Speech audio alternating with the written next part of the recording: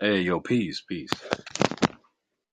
Yo, is this like a room where people have to be invited to come on stage? I don't know, man. It's yeah, yeah, I think so. This is the anointed, so got to ping people, and also, yeah, yeah, I gotta let them up. They can't just hop up here.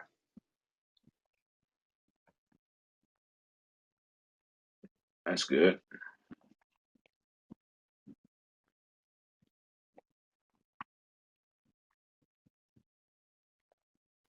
Hey, That's real good. peace to everybody joining in. Love, Chopper. I see y'all are here, man. If you could share the room, that'd be great. Ping or whatever. Some interesting information. I think there's been a lot of interest around demons and demonology and malevolent spirits and entities, real, not real? Are they diseases? Are they mental thoughts? Are they the evil inclination? And it's just interesting stuff. So we've just been having discussions, and maybe I know that ABO has some material, and we've been talking about it. So just kind of talk about some of this, get some of this stuff out here. It's been really interesting, actually.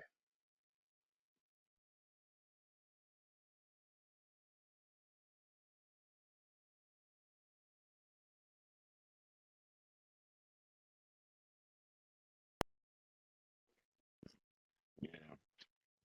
Give me a moment.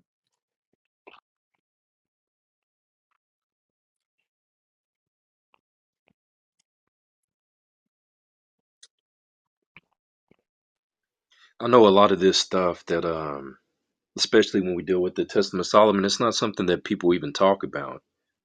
So I guarantee you probably haven't heard this information before, and it is very rich. I mean, those of you who are intimate with the New Testament will see a lot of correlations, and rightly so, because a lot of the stuff we're going to be reading from is contemporaneous, like with the Second Temple period, Koine Greek.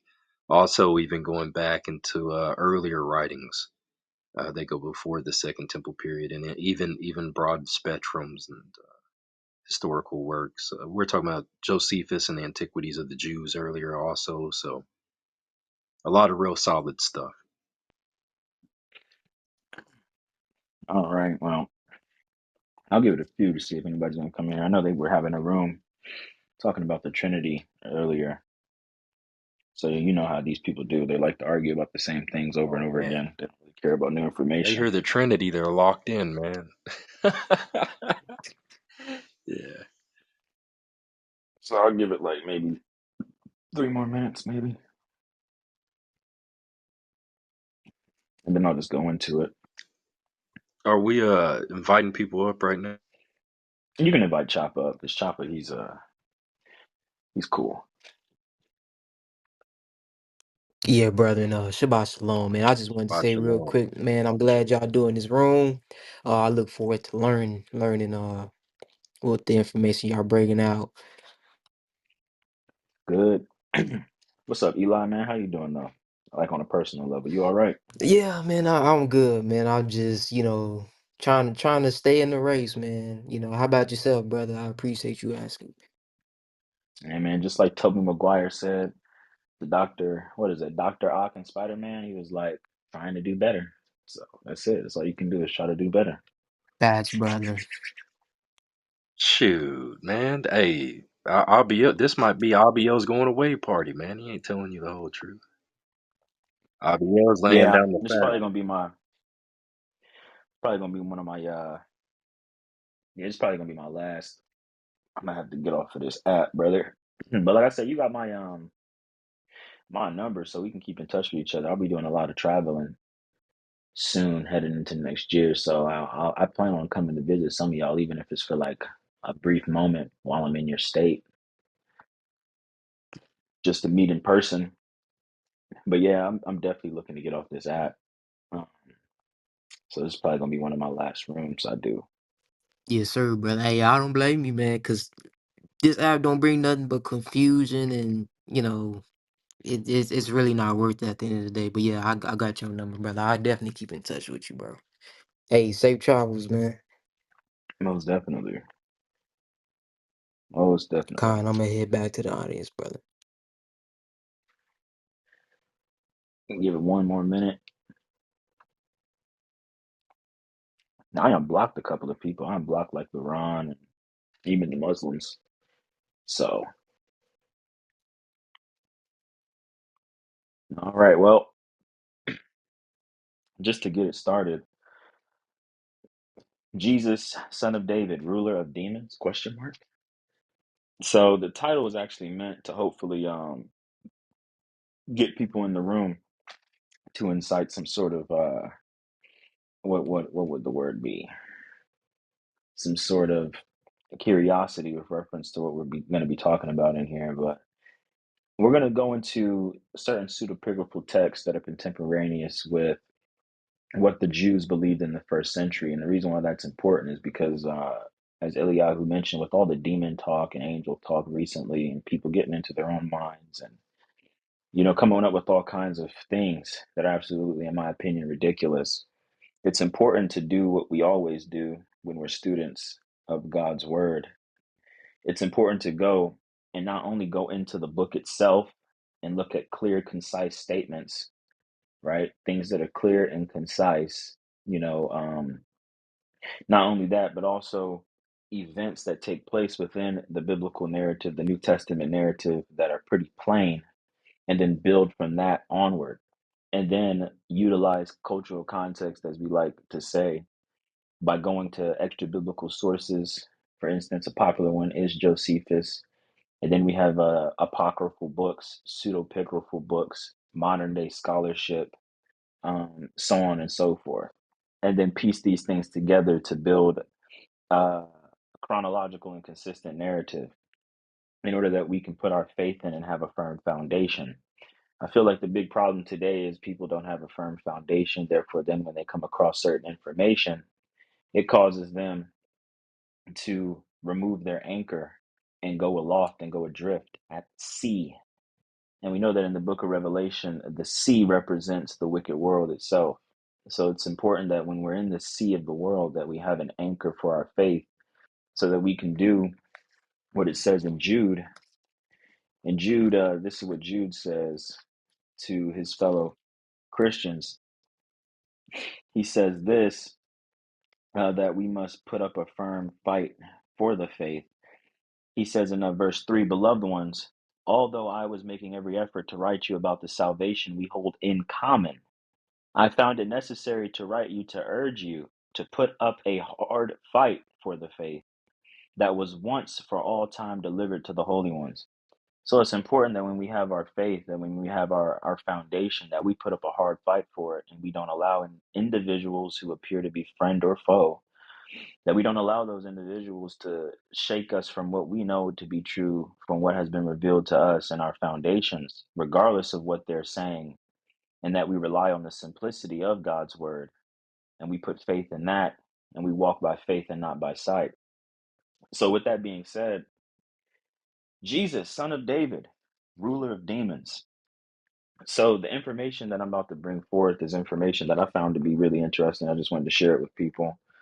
This information goes into the significance of Jesus's exorcisms, the significance of him being called a son of David, the significance of certain statements like, "What manner of man is this that even the demons come out with him, come out with just a word," and stuff like that. And the reason why that's important is because the Jews at this time period, they, with reference to exorcisms, they are using a lot of incantations, a lot of roots, and amongst other things in order to expel demons from people. And the reason why that's interesting is because they have gotten these things from King Solomon, according to the historical narrative that we find in Josephus, which is going to be contemporaneous with the New Testament and with the apostles, since he lived during the time that they were alive and they were literal living contemporaries. So this is a place that we can go to, that we can see these things happening in pretty much real fashion, in real time. So in book 6, right, this is going to be book 6 of Antiquities of the Jews. This is going to be chapter 8, when Saul is going through his transgressions. and an evil spirit or a demon is put upon him, as it says, right? So this is what it says when we look at what's written. So I'm going to read a portion, and the reason why I'm reading this portion is because it's going to set up a focus that we have, right? So what was going on with Solomon is that after God, took away his spirit, we know that in the biblical canon, it says an evil spirit came upon him, right? So this is what Josephus's commentary on that is, which reflects much so what the Jews at that time period would have understood these things to mean. So this is what he says. Now this is coming from this is going to be book. This is going to be book 6. This is going to be chapter 8, and this is going to be verse 2, right? And it says, "So Samuel, when he had given him these admonitions, went away, but the divine power departed from Saul and removed to David, who upon this removal of the divine spirit to him began to prophesy.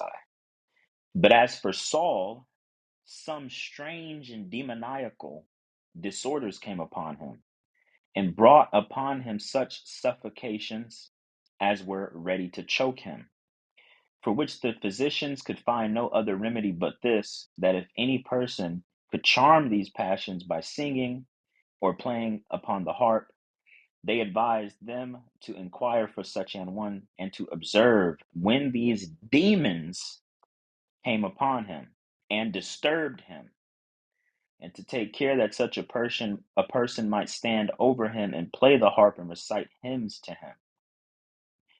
And then we know the rest of the story, that they went and found David, a young man who was really skilled at the harp and who was really good at singing, who was an excellent soldier of war, and he was beautiful and comely, and they brought him in, and this individual was able to get rid of the demons. It says later in verse 2, "And when he was come, Saul was pleased with him, and made him armor bearer, and had him in very great esteem, for he charmed his passion, and was the only physician against the trouble he had from the demons," plural, "whensoever it was that it came upon him. And this by reciting of hymns and playing upon the harp, and bringing Saul to his right mind again."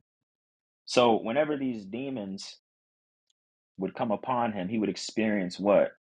Suffocations, right? Shortness of breath is what, a medical term would be, to the point where he'd feel like something was choking him. And what does it say?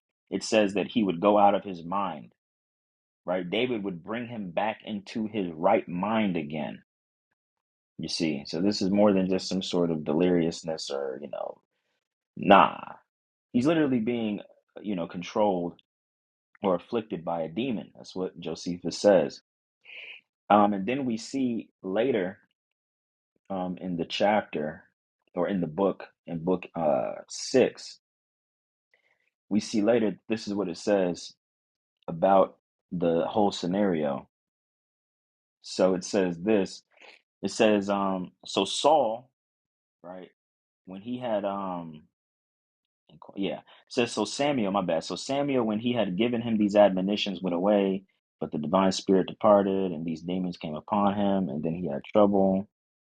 And then if we drop down to chapter 11, this is what it says in chapter 11, book 8, chapter 11, verse 2. It says, and I'm going to drop down a little. This is when he's having a conversation with Jonathan, and Jonathan speaking for David in order to try to admonish his father, to prevent his father from doing such harm to him. This is what Josephus says, that Jonathan is saying to Saul: "Consider these things and change your mind to a more merciful temper, and do no mischief to a man who, in the first place, hath done us a great kindness of preserving you. For when an evil spirit and demons had seized upon thee, he cast them out, and procured rest to thy soul from their incursions.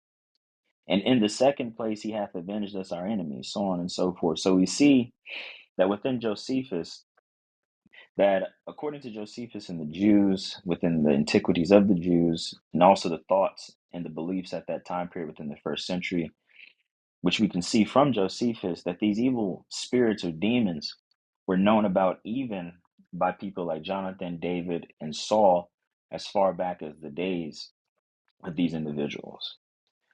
And so the reason why that's significant and important with reference to the title, Jesus, Son of David, Ruler of Demons, is because by the time we get to the first century, we have something known as the Testament of Solomon, and we have things that the Jews believe with reference to the Son of David because of what David did. So we see David having the ability, having the Spirit of God upon him, having the ability to literally exorcise demons through the harp and through singing.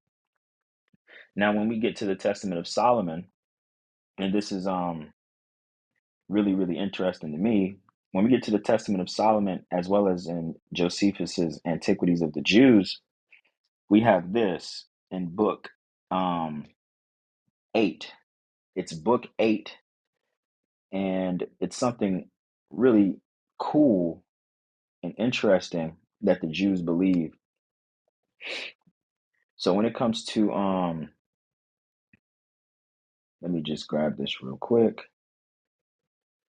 In book 8, now notice what Josephus says about King Solomon, right? And if you're familiar with the New Testament, you're going to make a connection immediately. It says, now this is going to be this is going to be book 8. This is going to be chapter 2, and this is going to be verse 5. It says, now the sagacity or shrewdness, that's all that word means. It just means shrewdness. Now the sagacity and wisdom which God had bestowed on Solomon was so great that he exceeded the ancients, in so much that he was no way inferior to the Egyptians, who are said to have been beyond all men in understanding. Nay, indeed, it is evident that their sagacity was very much inferior to that of the kings. He also excelled and distinguished himself in wisdom above those who were most prominent among the Hebrews at that time for shrewdness. Those, I mean, were Ethan and Haman, Calcol and Darda, the sons of Mahal. He also composed the books of odes, those would be incantations, by the way, and songs, and 1,005, of parables and similitudes 3,000. For he spake a parable upon every sort of tree, from the hyssop to the cedar, and in like manner also about beasts, about all sorts of living creatures, whether upon the earth, or in the seas, or in the air. For he was not unacquainted with any of their natures, nor omitted inquiries about them, but described them all like a philosopher, and demonstrated their exquisite or his exquisite knowledge of their several properties. Now, this is the point that's important. This is what Josephus is saying in Antiquities of the Jews, chapter 11, book 8. He's saying, God also enabled him to learn that skill which expels demons, which is a science useful and senative to men. He composed such incantations also by which distempers are alleviated, or sicknesses or whatever. And then it goes on to say, and he left behind the manner of using exorcisms by which they drive away demons, so that they, not it, so that they never return. And this method of cure is of great force unto this day. So I'm going to stop right there and then continue. But within Josephus, a first century contemporary of the apostles, he's living and breathing at the same time that the apostle Peter, Paul, John, and all these individuals are living, James. And he's a Jew just like them, familiar with their traditions and their perspectives of history within Israel. And notice and look at how he's talking about these demons, and look at what he's saying that these demons can do, that they can cause distempers or sicknesses, that they have to be driven away by means of the method of exorcisms and things of that sort. So to them, these aren't just, emotions or feelings. No, these are actual entities that are causing these bad emotions, these sicknesses, so on and so forth, when an individual gives themselves over to things that are contrary to the Most High, right? I'm going to continue.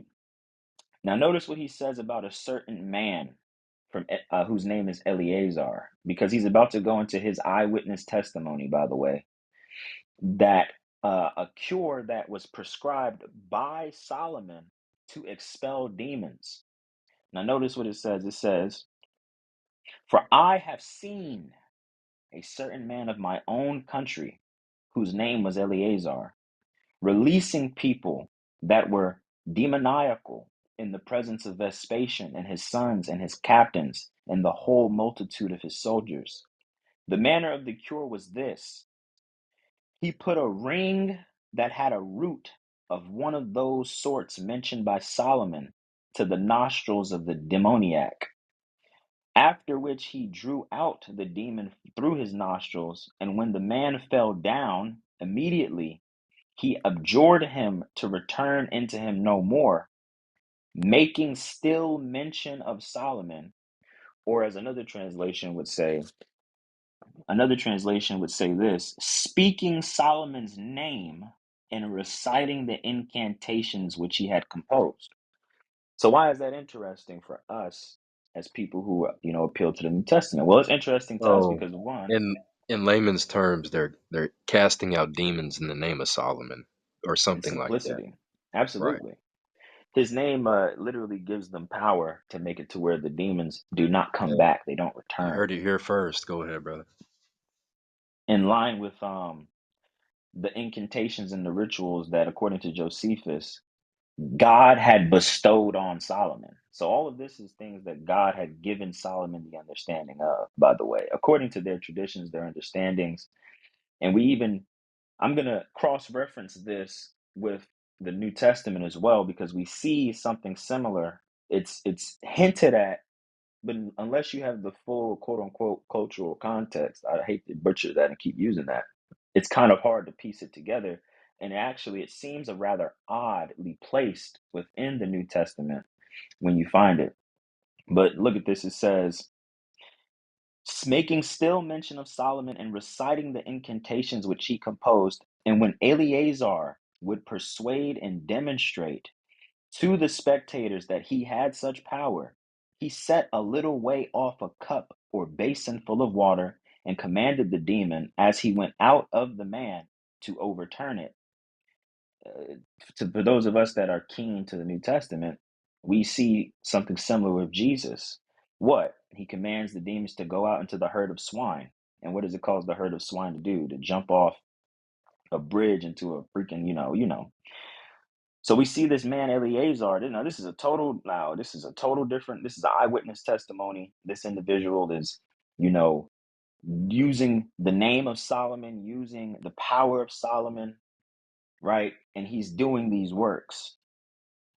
So it's kind of interesting later, and I'm not going to get too deep into it because I'm about to finish this. But it's interesting later when we get to the New Testament, I mean, to the Acts of Apostles. And what do we see the Acts of Apostles doing? In the name of Jesus, come out of such and such. I rebuke you in the name of Jesus to get out of. Well, what are they doing with Yeah. Solomon? That that was even right. The fiasco with The Exorcist, and them really not knowing, or Hmm. yeah. With the sons of Sheba. And they try to, do something in the name of Jesus. And the Spirit literally says, Jesus I know and Paul I know, but I don't know who you are. You see? So these aren't just thoughts in people's minds. These are actual entities and spirits that need to be cast out of individuals who are obviously living some sort of wicked life. It says, and when Eleazar would persuade and demonstrate to the spectators that he had such power, he set up a cup and a basin full of water and commanded the demon, as he went out of the man, to overturn it, and thereby to let the spectators know that he had left the man. And when this was done, the skill and wisdom of Solomon was shewed very manifestly, I for love that which, saying, the skill and wisdom. It's very, very contemporaneous. Go ahead. absolutely, was shewed very manifestly, for which reason it is that all men may know the vastness of Solomon's abilities, and how he was beloved of God, and that the extraordinary virtues of every kind with which this king was endowed may not be unknown to any people under the sun. For this reason, I say it is that we have proceeded to speak so largely of these matters. Now, I'm going to read another translation that says something a little different because it gives credence to the way that they speak about Jesus in the New Testament, even.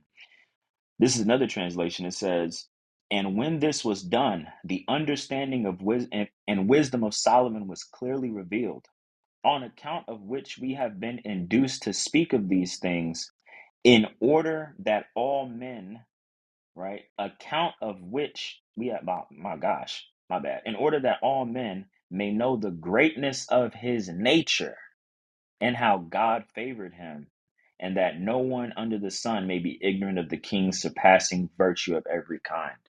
So this is how a first century Jew speaking about, you know, King Solomon, who's already dead. But it's interesting. What do you mean his nature? The greatness of his nature. Isn't he just a mere man?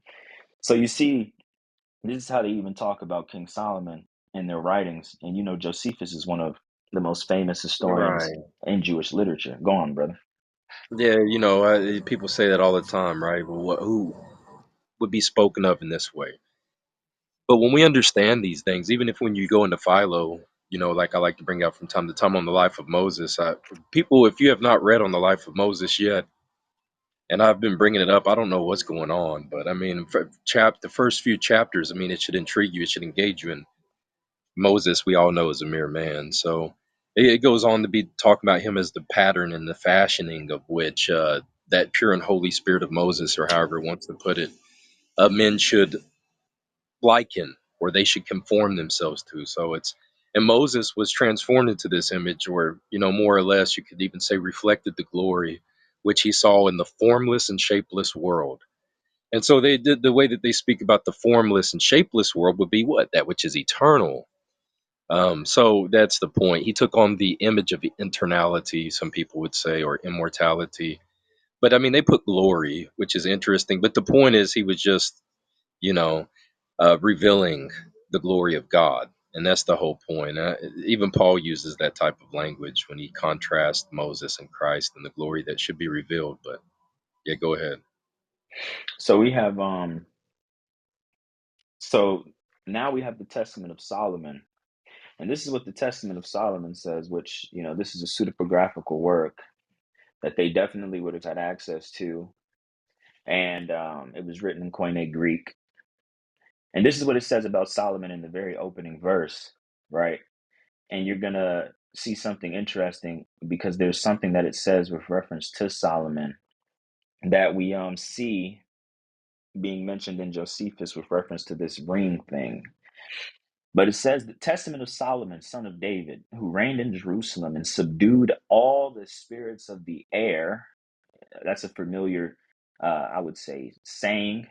Where do we see that type of language at? Well, we see that nonetheless in Pauline literature, where it says that the ruler of the authority of the air, so on and so forth. So that type of language there is present not only in here, but also in New Testament literature. Of the earth and under the earth, through them he also accomplished all the magnificent works of the temple. This tells what their authorities are against men, and by what angels these demons are thwarted. You see. So I'm not reading the Testament of Solomon, just a disclaimer, because I believe that it is inspired, or that it's, you know, canonical. I'm reading it for the only the purpose of showing the contemporary perspective that would have been present during the time of Jesus and the apostles with reference to the son of David, which is Solomon, who would have been the Messiah of his day, and how this belief system crept into the antiquities of the Jews, and also how, when you read the New Testament, the synoptic gospels in particular, with this understanding of how they view David, how they view the son of David, Solomon, and they view these individuals as people with all wisdom, with all power and authority in heaven and on earth. You see, Right. And Solomon built the temple in that narrative, right? So I mean, even in the Tanakh, Solomon is going to build the temple. Why? His hands aren't bloody like his father's hands are bloody. So he's the son of God. He's going to sit down in the throne of Yahweh. All Israel is going to bow to him, and he's going to erect the temple of the Most High. Name and his throne will become greater than that of his father's, and that's a big part of that. So yeah, it's the same thing with Yeshua, right? I mean, Revelation very clearly, those who overcome, I will make a pillar in the temple of my God. You know, his name will be written in heaven, these types of things. So this is authority, like you're saying, dominion and power. And that's, I think people need to realize that about the Bible and the perspective that's being illustrated. And it's just Yahweh isn't an entity by himself in the spiritual realm. And see, I think that's where it starts to get problematic with some of what we're really trying to get into, because Yahweh's an entity, just that's it. There was only Yahweh, there's only Yahweh, because now we're seeing angels are brought into question too. I've seen a lot of instances, and people say not each and every case, but then, it's like they'll turn around and say, well, yeah, it's like this. Or not even only angels, but also, I mean, how far do you take it? The Holy Spirit, even as the power influence of God. I've heard people start to speak of this only in like a, how would you say it? The low range area of what the Spirit of God is actually. And then even people calling the Spirit of God Jesus now. I think that's Trilla or Jack's little doctrine. I think he likes that. He got that from Mac. Jesus is the Holy Spirit. That's what's being taught. 2 Corinthians chapter 3, I think. Hmm. So it gets kind of wild, at the end of the day. And Romans 8 is being brought into that. That old argument from Romans 8. So it gets kind of crazy in certain instances when we're starting to talk about the scripture, how people are really dividing it when they're reading it. So yeah, I that's exactly going along with the synoptic gospels, Matthew, Mark, and Luke, right? I mean, come on. It's the demons, the evil spirits within the man says, oh man, Jesus, have you come to judge us before our time? So it's kind of like the thoughts have autonomy. Then think about it, think about it, think about it. Because look, yes, he will judge the secrets of men's hearts, but Jesus Christ, and in every work and every deed will shall be brought into judgment. But think about it, what the thoughts have autonomy now. They have a pre-existing understanding that they're going to be judged, even if the man doesn't necessarily know it.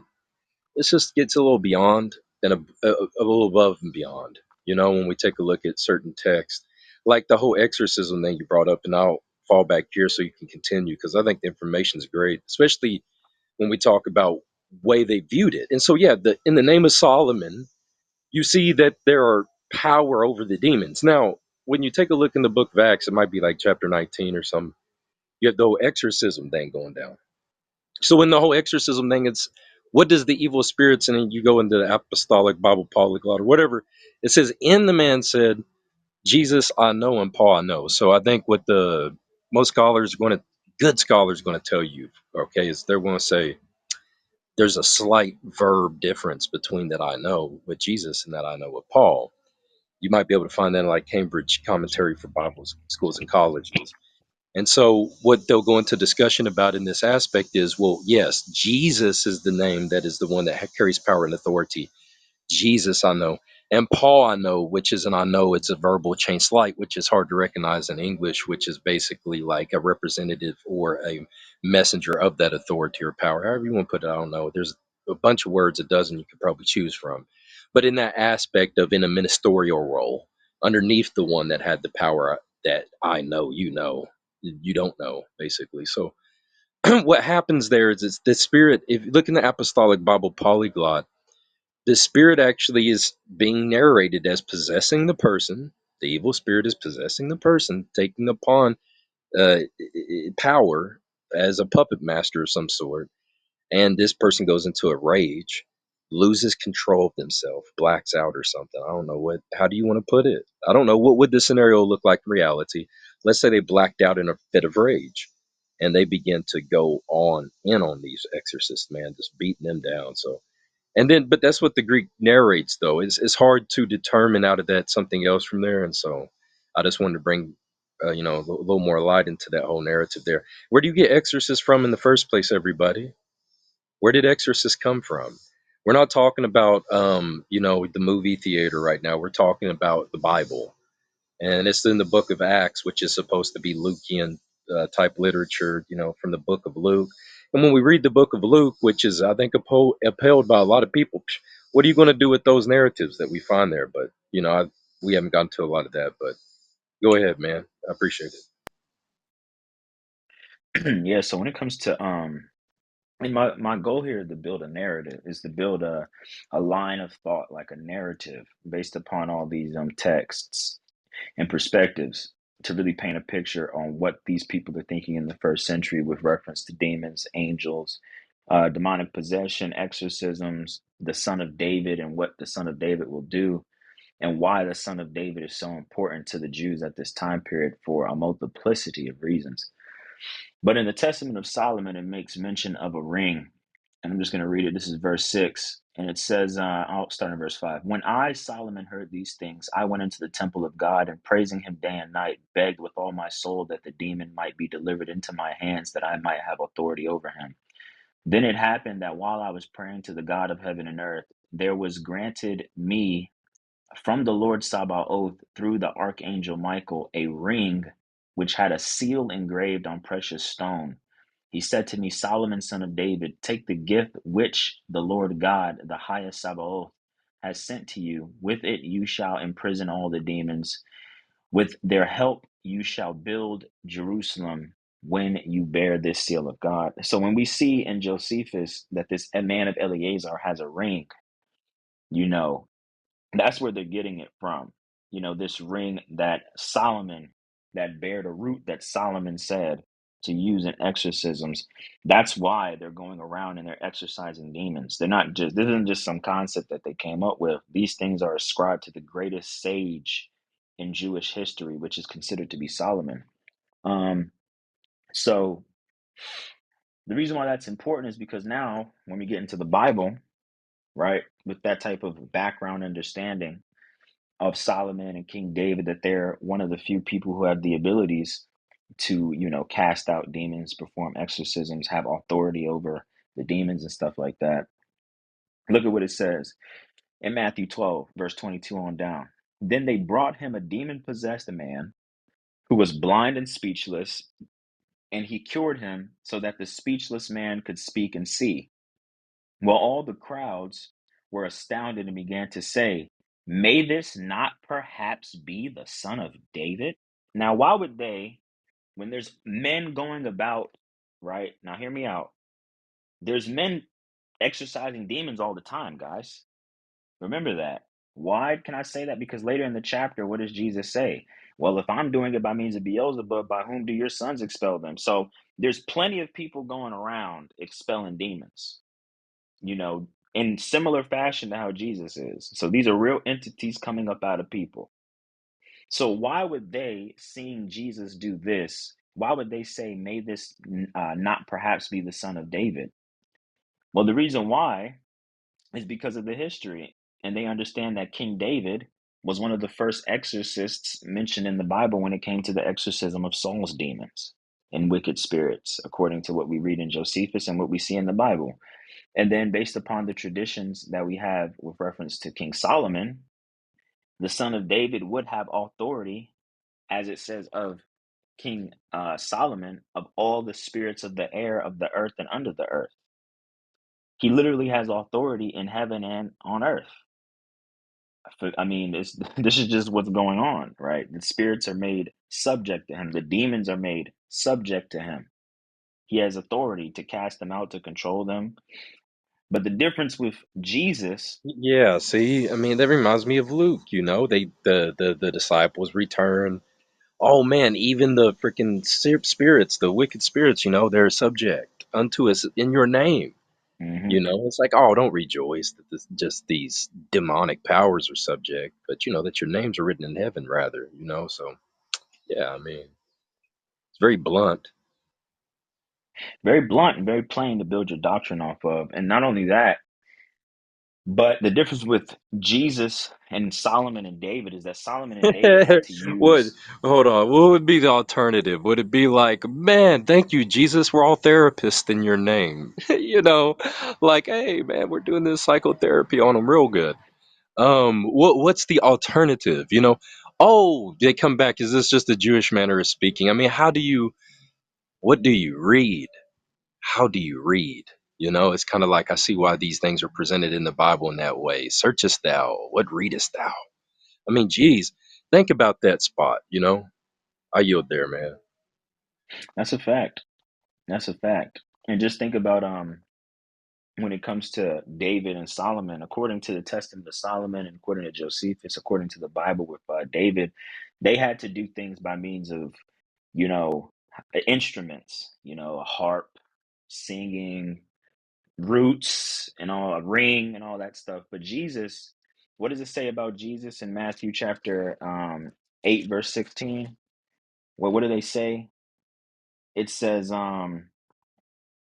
but after it became evening, people brought him many demon possessed ones, and he expelled the spirits with a word. With a word. That's it, just a word. He didn't need no ring, he didn't need no harp. It was just a word. So when they see this man doing this, and they know the traditions, they know their reading of the Bible, when they would go, to of the new of the not the new of the Old Testament, when they would go to the synagogues. These people are trained mentally because that's just their culture. This is what they do. So when they see this man doing that, they automatically think, "Oh my God, this may be the son of David. He's expelling demons, and he's not a Pharisee. He's not part of one of the schools." You see?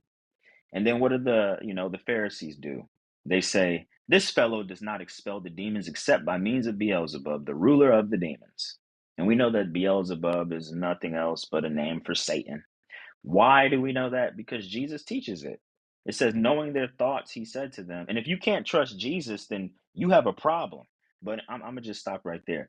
Every kingdom divided against itself comes to ruin, and every city or house divided against itself will not stand.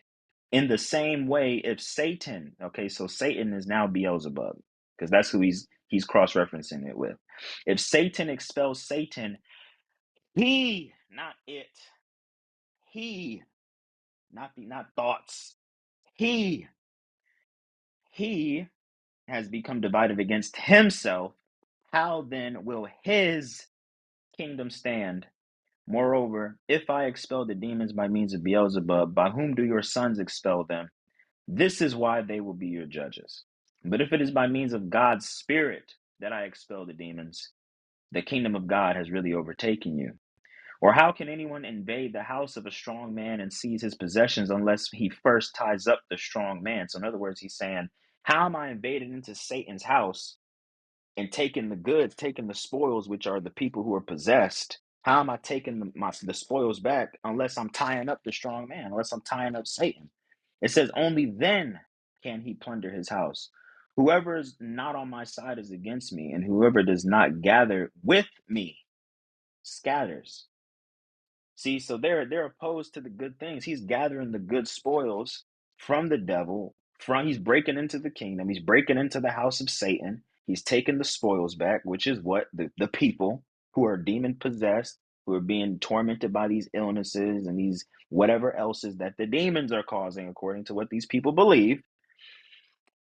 And so he's like, "Hey, man, I'm doing these things." And then if you drop all the way down to verses 38 on down to verse um 45, I had mentioned that, there's something that always seemed out of place, but it's only out of place if you don't have the cultural context or the history behind it.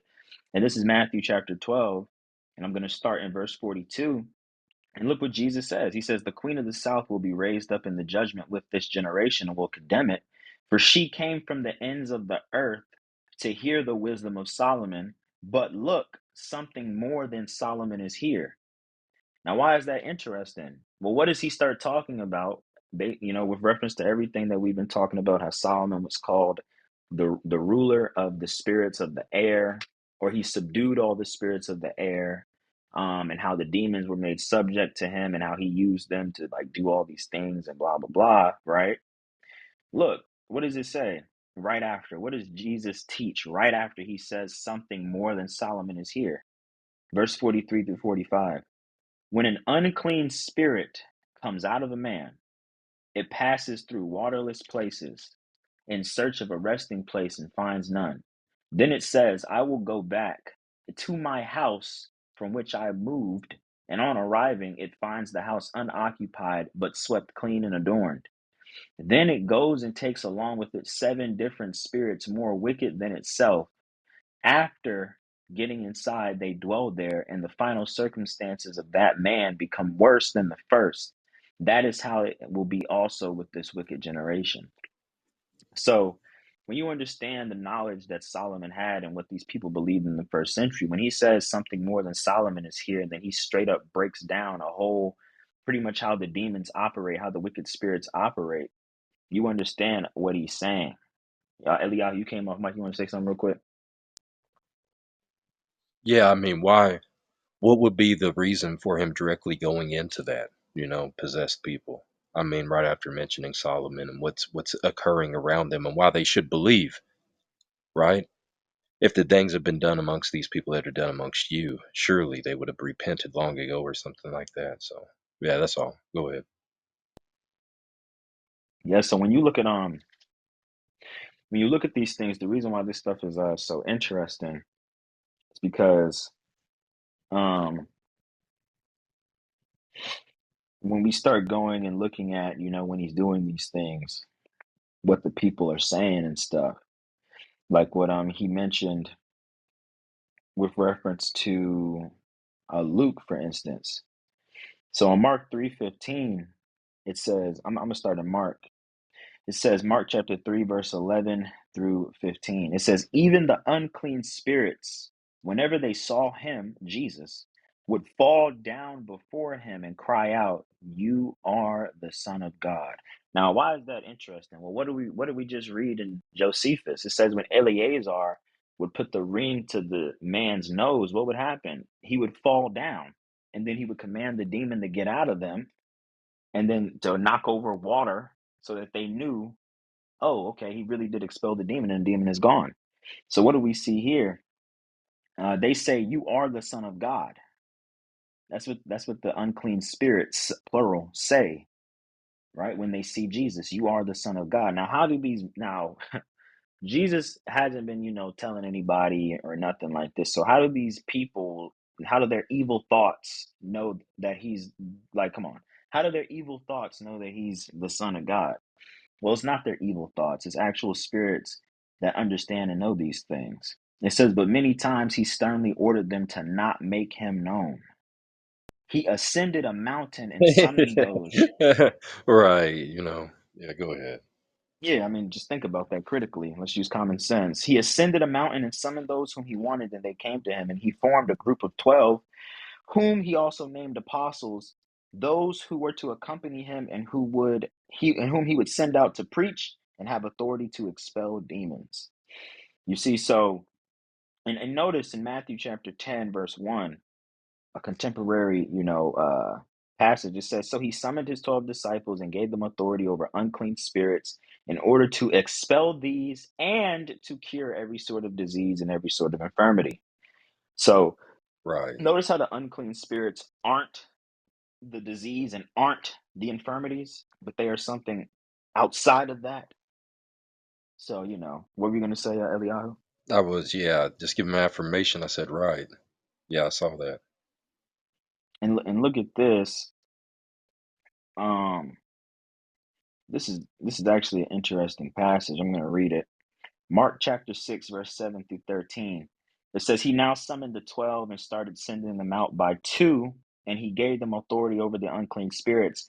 Also, he gave them orders to carry nothing for the trip except a staff, no bread, no food pouch, no money in their belts, but to put on sandals and not to wear 2 garments. Further, he said to them, wherever you enter into a house, stay there until you leave that place. And wherever a place will not receive you or listen to you on going out from there, shake off the dust that is on your feet from them as a witness.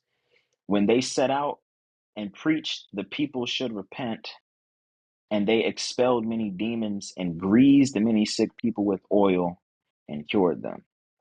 You see, so you're doing miraculous things, you know, which is extremely, which is just shows the consistency within the narrative that's in the first century, is that people are going around expelling actual demons from people. And then when we go even further, we go to Luke.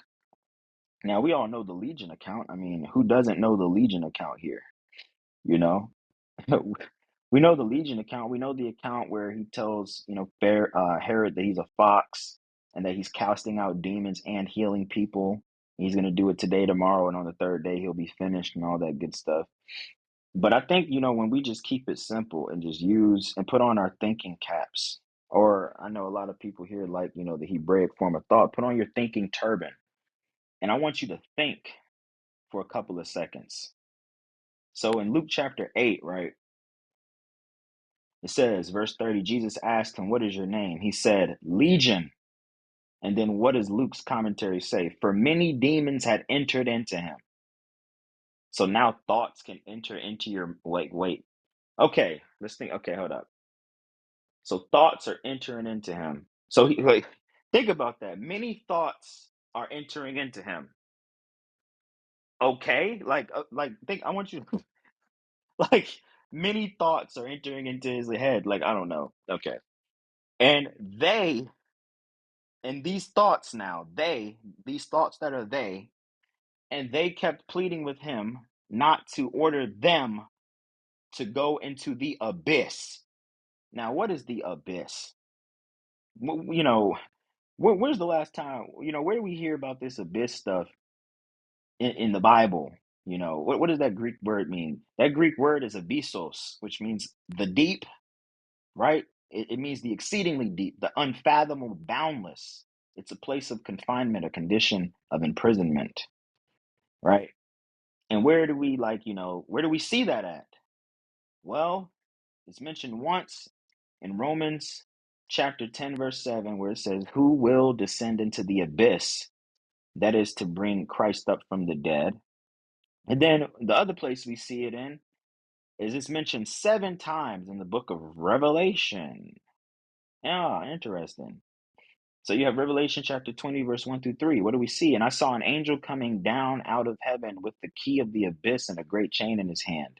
He seized the dragon, the original serpent, who is the devil and Satan, and bound him for 1,000 years, and he hurled him into the abyss and shut it and sealed it over." Okay, so the first time we hear about this abyss is in Luke. It says, "And they kept pleading with him not to order them to go away into the abyss." And now we have in the book of Revelation, which I believe John wrote, we have him literally speaking about the abyss, which the devil and Satan is going to be bound in. And then we have in another place where it says, "Did you come to torment us before the time, or to punish us before the time?" Well, what's that punishment? Okay, these aren't thoughts. They're not just throwing thoughts into, that's not the doctrine. That's not what they're teaching at all. Okay. Like, it's just not. It says, "Now a large herd of swine was feeding there on the mountain, so they pleaded with him to permit them to enter into the swine. And he gave them permission." He gave the thoughts permission to enter into swine. Just think of, he gave these thoughts, these abstract qualities of evil, these bad feelings, these depression, like this anxieties, like what? No, that's not what they think. What did I just read in Josephus? That the man Eleazar, this is an eyewitness testimony from Josephus, he would set up a bottle and a cup of water, and then when he would tell the demon to leave, as an evidence that the demon genuinely left, what would it do? It would knock over the water. So what are we seeing here now as an evidence that Jesus is actually expelling demons? Well, the demons, when he expels them and gives them permission to go into the swine, by the way, it says, "With that, the demons came out of the man and went into the swine, and the herd rushed over the precipice into the lake and drowned." As an evidence that, one, they're really demons. These aren't just thoughts. Okay, these aren't thoughts, because that's not what the narrative is painting it at all. Like, Jesus isn't talking to thoughts. to abstract thoughts. Okay. Now, if you want to read that in there, I mean, God, good speed, right? But how many times does it have to say that he's ordering the unclean spirit out of the man? How many times does it have to say, many demons had entered into him? How many times does it have to say in verse 31, and they kept pleading with him not to order them to go into the abyss? You see, how many times does these things have to be mentioned before we just, just believe it? You see, and then in verse 28, you know, what does it say? It says, at the sight of Jesus, he cried out and fell down before him, and with a loud voice he said, what have I to do with you, Jesus, Son of the Most High God? I beg you, do not torment me. Why is the Spirit saying that? Why is this demon possessed spirit? Why is this thought in this man's mind Yeah, it should asking? be the spirit should be torment. The torment should be the man's torment. So like it shouldn't the man shouldn't want to be tormented, but no, the spirit's saying, why have you come to torment me before my time? But that doesn't make sense, because if it's an evil spirit, then it should be torment, if that makes sense, and torment upon the man. So yeah, And what's that torment, very by the way, odd guys? dynamic. And what's the torment? If we're just reading it, what is this torment? Well, in verse 31, they kept asking to not go away into the abyss. Well, what is that abyss? I mean, we only find these places and these things like what in Peter, where it talks about how, the spirits or whatever are in Tarsus, find in darkness, the angels that left their position and Uh, like so see, so I like mean, evil thoughts can have evil thoughts. evil thoughts can have evil thoughts, they can have fears. I know people don't like these breakdowns because they want to be different and special and stuff respectfully, but the truth of the matter is, I mean, it is what it is, brother. Like, these are real entities that are confined in a place that they refer to as the abyss, that is mentioned 7 times, you guessed it, in the book of Revelation, and is made mention to in Jude and in First Peter, where it talks, and I think Second Peter even, where it talks about the angels that left their position and were thrown into Tarsus.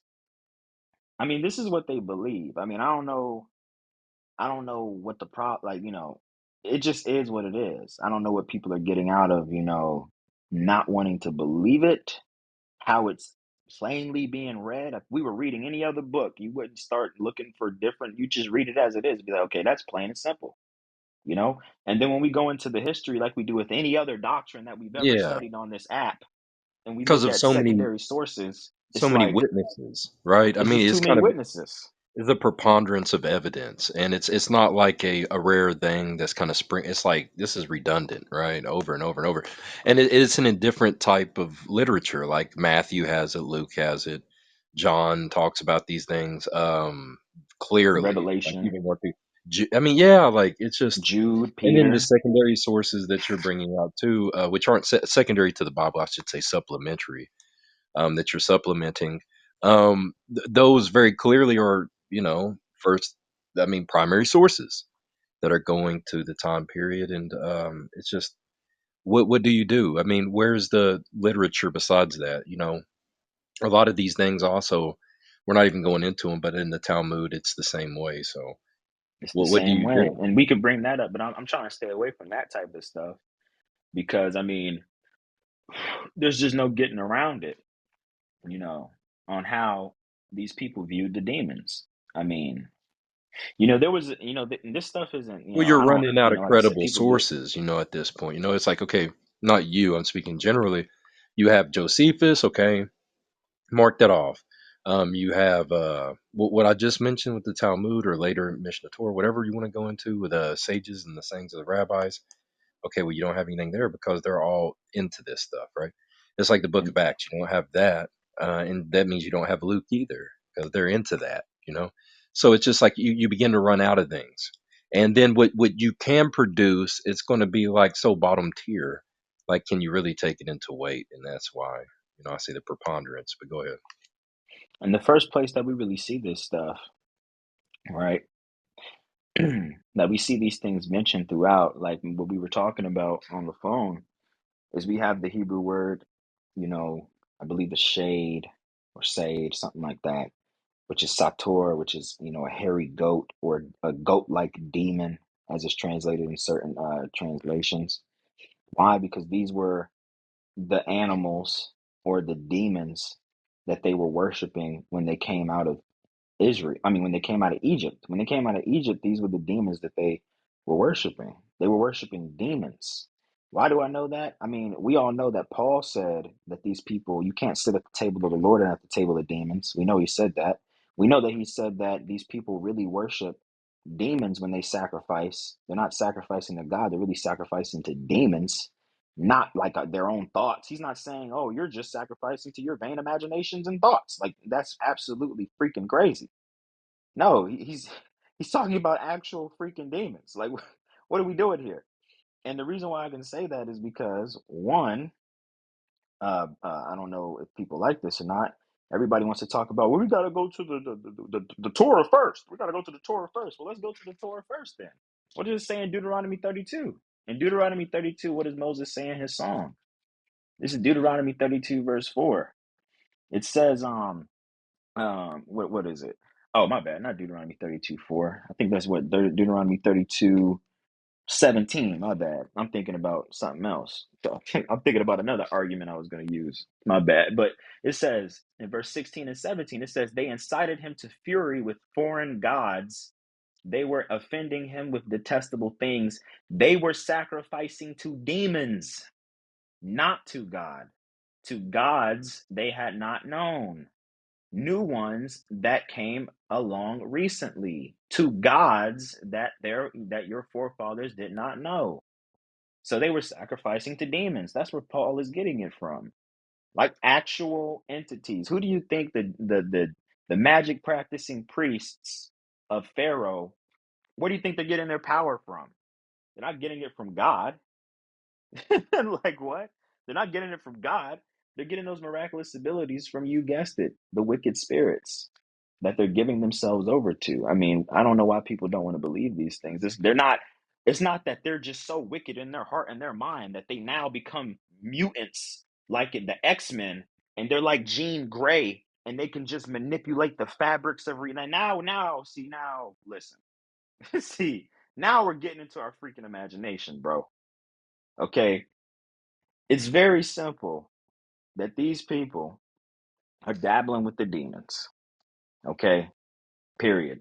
What does it say in the New Testament? When we get to the New Testament, what does it say? By the power.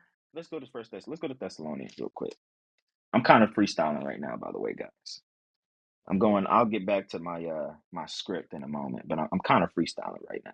I'm not gonna lie to you. I'm just in this. I'm just flowing. But what does it say in Thessalonians? It says, Second Thessalonians chapter 2, verse 8 and 9. Then indeed the lawless one will be revealed, whom the Lord Jesus will do away with by the spirit of his mouth and bring to nothing by the manifestation of his presence. But the lawless one's presence is by the operation of Satan, with every powerful work and lying signs and wonders and every unrighteous deception for those who are perishing, as a retribution because they did not accept the love of the truth in order that they might be saved. That is why God lets a deceptive influence mislead them so that they may come to believe the lie. And we know that the one who's responsible for that deceptive influence is none other than Satan, the devil, who what? Has the means to cause death. I mean, that's Hebrews. Okay? That's Hebrews. He has the means, he has the works, he has the ability to cause death. We're not ignorant of his designs, but some people are, you know. And what does it say? I mean, come on. I mean, I don't know what else. It literally says, you know, that it's Satan who is doing these things with every powerful work and lying signs and wonders. And what does it say in Acts? That Paul's whole mission was to do what? To take people from the power of Satan unto God, from darkness to light, to thwart his kingdom and bring them to the kingdom of God by means of Christ. I mean, Jesus teaches that Satan has a kingdom, a house, and that he's running into Satan's house and taking the spoils, which is the people. I mean, that's a straight up doctrine in Matthew 12. I mean, I don't know. But just to get back on track, not to deviate too far, what do you want to say, Chopper, before I continue? Yeah, good lesson so far. And brothers, there's a saying in the world, right? And it's also on a movie. It says that what's the greatest trick the devil ever performed to convince the world that he doesn't exist? And honestly, as I've been sitting back, listening to this topic, yeah, some of our own brothers, what I'm saying, and sisters in the world, they starting to be convinced of this. So that's what I wanted to say. It's interesting you mentioned that there was a book. It's called Ask Your Angels. It was a book back in the day. It's called Ask Your Angels. It's an old book. See, this thought process that Satan is an aspect of God, or that Satan is just a principle of evil, or that Satan is just a servant of God doing what he's supposed to do because him and God are in cahoots. You know what I mean? This is old. This is nothing new. I mean, this stuff is crazy. You know what I mean? But there was a book called Ask Your Angels, and it was suggesting that Satan is merely an aspect of God that helps humans strengthen their spiritual muscles, as it said, through constant temptation. And despite Satan's loving intentions, as the author was saying, right? That over the centuries he's been mistakenly identified with evil. And it even said that Satan and Jesus are like are not exactly while not exactly complementary to each other, that they're on the same side, integral parts of the same whole. Like what the hell? Like see, that's what happens when you want to be special. You just make stuff up. Like what is that? And that was like that was like late 1990s that book was around. Like, see, like this is old. This stuff is old. This stuff is weak. I'm just gonna be like, yo, Satan is not an aspect of God. We got to stop that crap. He's an enemy of God. Romans 16:20. God is going to crush Satan under your feet shortly. Okay, he's not like some like, oh, we're cool. We go way back. You know what I mean? We go way back. What did Jesus say? He said, I see Satan already falling like lightning, and I give you the authority to crush Satan, crush scorpions and serpents. You know what I mean? Like, why? Because his kingdom is out. What does it say in John? It says in John that the ruler of this world is coming and he has no hold on me. It says the whole world lies in the power of the wicked one in First John. I mean, in Job, it says what? That he has given the world over to who? The wicked. What does Jesus say in Luke chapter 4? What does Satan, the devil, say himself in Luke 4? That he shows them all these kingdoms, and what?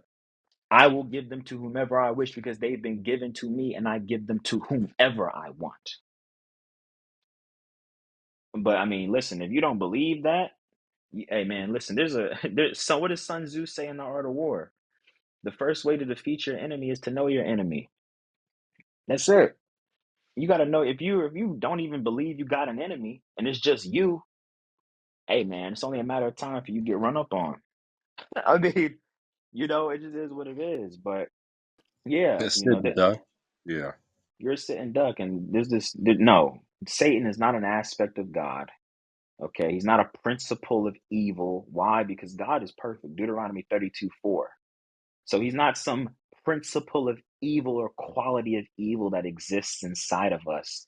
Because we have a whole book where God is having a discussion with Satan. So that means God would have, if that's the case, God has a quality of evil in him, a principle of evil in him. He's talking to himself then, if we're going to go with that line of logic. But God is perfect. That's Deuteronomy 32:4. I mean, like, what are we doing here? You know? And I mean, Jesus, I mean, I guess that argument can be made with Jesus, but it says that he was free of sin. I mean, so, I mean, like I said, and that's fine. That's perfectly fine. But people can believe what they want. But this is just my opinions that I'm bringing to the forefront, my sources, my evidences, how I'm reading the scriptures, and if anybody is finding commonality with how I'm finding things and how I'm presenting things, or the sources that I'm giving to back up my claims of historicity within the Jews of the first century and what they believed about these things. I mean, then you should, once again, how did I start off the talk? Like, put up a fine fight for the faith. You know what I mean? Put up a hard fight for the faith. Stick to your foundation. Don't let other people take you away from the things that you know to be true, no matter how interesting it sounds. Like, no, like we don't got to do all that. We don't got to do all that. And this notion that he's a servant of God, that he's just this servant of God, who do things for God. Well, this is what it says in Job chapter 2. And this is right. Right, kind of like yes, Master Yahweh, yes, Master of Legions, I do thy bidding, right? Like this, yeah, yeah, man, that's wild, man. I started hearing that stuff when I got on here. Judaism. They, Yeah, sometimes I they know. pull that one I too. studied Yeah, that. Yeah. yeah. They say, well, it appears that based off of Job and Zechariah that he's just some sort. Well, I don't give a damn what they say. Okay? Because I can read. I don't know what everybody else got going on, but I can read. And when I read in simplicity and it makes perfect sense, right? So I like that point that you brought up. It says, from roving about on the earth and from walking about in it. In other words, I've been walking up and down this thing, doing what I want to do in this thing. You know what I mean? And then, and the Most High is like, okay, so have you taken note of my servant Job then? There's no one like him on earth. He's an upright man of integrity, fearing God and shunning what is bad. And then this person who's supposed to be in cahoots with God, right? I guess under his will, he's like, is it for nothing that Job has feared you? Have you not have you not put up a protective hedge around him and his house and everything he has? And have you not blessed the work of his hands? But I bet money. I'm speaking Yeah, now. it's I'm like, speaking in see, Ebonics that's a now. situation like where God, right? Like Hmm. I speak as a fool, I speak as a man speaketh. But you ever seen Training Day where Alonzo and Jake are there, right? And he's like, "You fool, bleep, bleep, bleep, Mayday, bleep, bleep, fool." Like it's like you disloyal person. You disloyal. Who talks to you that way? You're the You don't master. talk to him like you don't talk to God like that. Like what? He's talking with disdain. Like you don't know a damn thing, God. I bet he said you're acting like literally. It's like a child that's throwing a tantrum that's mad at their parent, and then what? It says what? And it's not that God sent him out. Like I'm tired of hearing this notion that God, like in him, was like, all right, guys, all right, Satan. Now look, we're gonna set up Job, right? We're gonna set him up, right? No, it's not that. All God does is take away the protective hedge. That's it. He puts what? And notice he's protecting Job this whole time.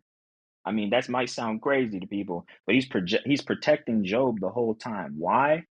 Because he never at first he does not let Satan touch him, right? He just lets him touch his belongings. He says, "Only do not lay your hand on the man himself." Why? Because this is not like they're in cahoots. If they were in, why wouldn't he just let him hit Job with everything at one time? Like, you know what I mean? And then once we get to the second chapter, this is the most important point. Forget all this talking.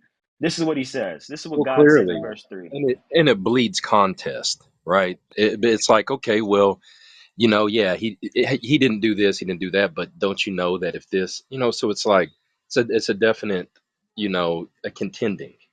It's Look at not this. something that is, yeah, it's contention.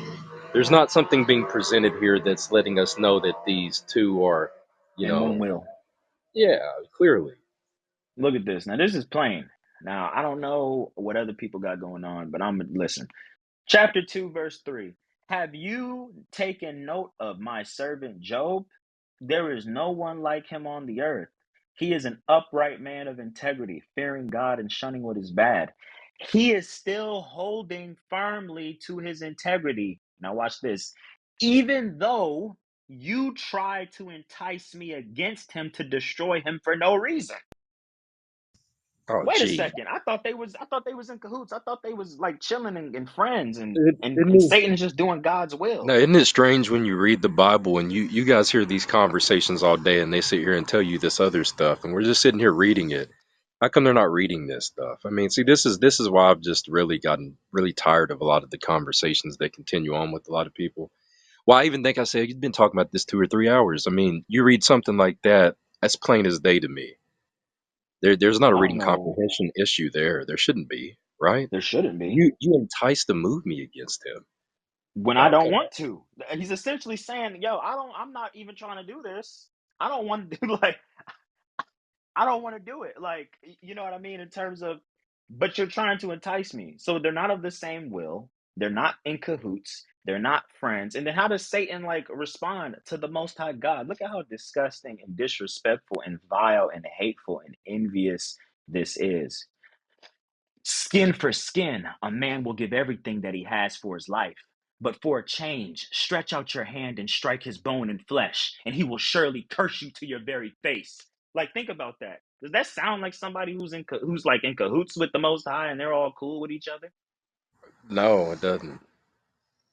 Like, what? It sounds like somebody See, who's trying to convince God that Job is his enemy, that Job's not his friend, that Job isn't who God thinks he is, that God's judgment is wrong, that God has misevaluated Job, and he's going to use this to exploit God and show him up, just like in all these debates when people want to show people up. That's what it sounds like.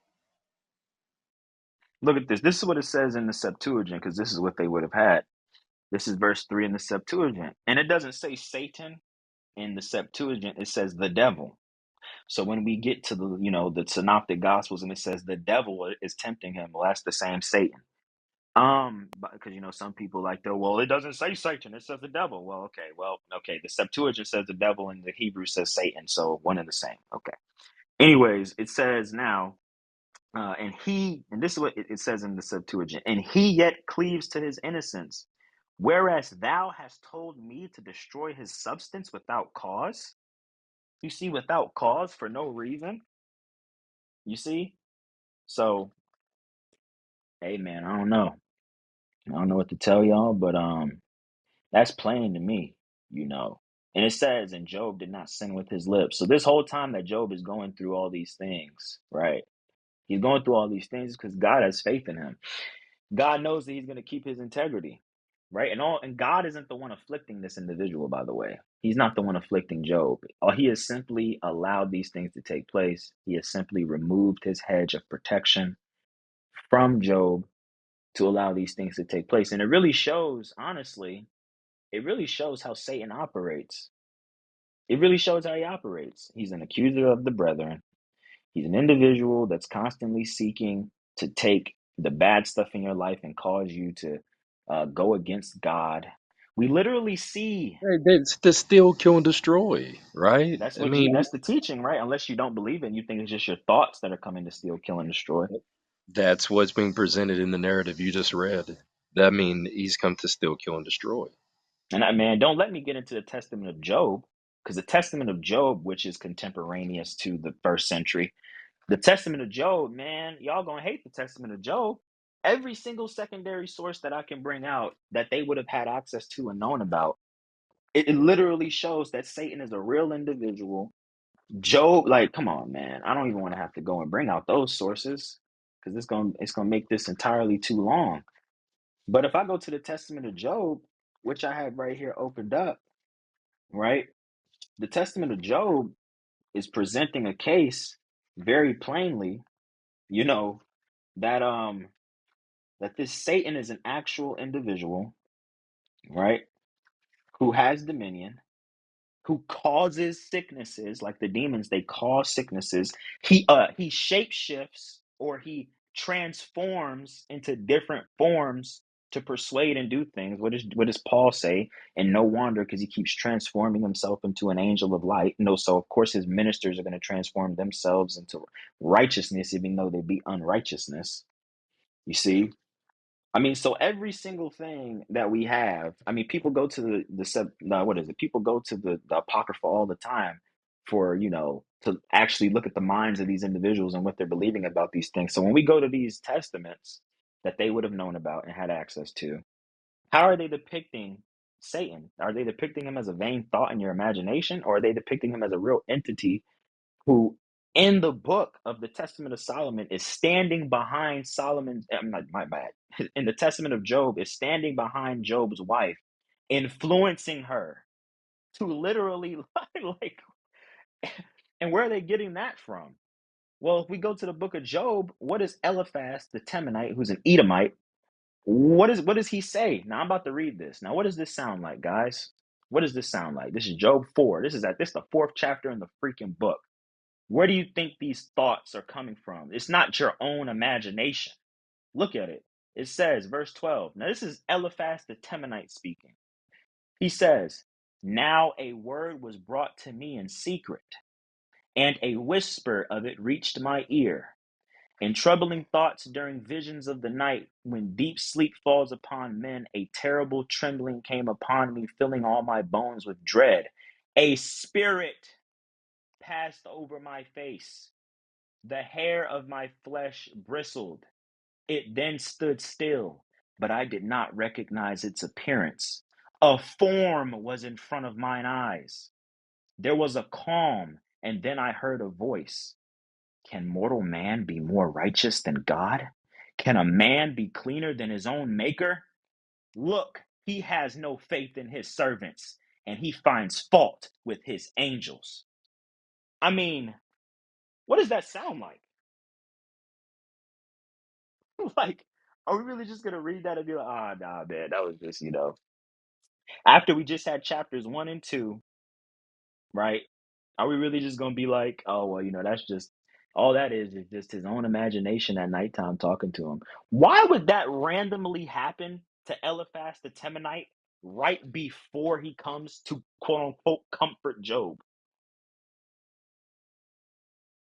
Because these three friends of his are being used by the devil to break his integrity. They're accusing him of being wicked. That's why. And who sent them? Is it not the one who's trying, I don't know, to get Job to break his integrity in the storyline, which is Satan? Bro, like I said, it starts getting scary, bro, when you just read these things. I mean, because this is how Satan operates. When you're going through something, he'll come to you when you're weak. When you're at your lowest, he'll send somebody. Because he can. We see him doing it. Okay, we see him doing it within the canon. I don't even know what that. We definitely see him doing it in the pseudepigraphal works and the apocryphal works. Like I said, if I read that Testament of Job, it's going to shock you. So he'll use things that you're going through to weaken you. He'll come to you when you're weak. Oh, you've been fasting for 40 days and 40 nights and you're hungry? Well, if you're really a son of God, right? If you're really a son of God, why don't you turn these stones to loaves of bread, right? If you're really a son of God, you know what I mean? Well, since you're a son of God, why don't you throw yourself down? Let's see if God really is going to protect you like he says he is. You see, has God really said that you're going to die if you eat from that tree? Did he really say that? Hey, man, listen. People could play games with their life if they want to, man, and think that they just out here doing what they want and that there's not something deeper going on behind the scenes. There's not that many righteous people on planet Earth, guys. God only saved 8 souls, right? So the demons have time to focus. It's not like there's 8 billion people on planet Earth. There's probably it says the entire inhabited earth is in his hand in the book of Revelation. Okay. The nation of Israel was a small nation in number, and there was only a remnant of righteous ones within that nation. That's a lot of people that the devil already has in his hands that he's not worried about. So who is he worried about? Is it not you? He got time.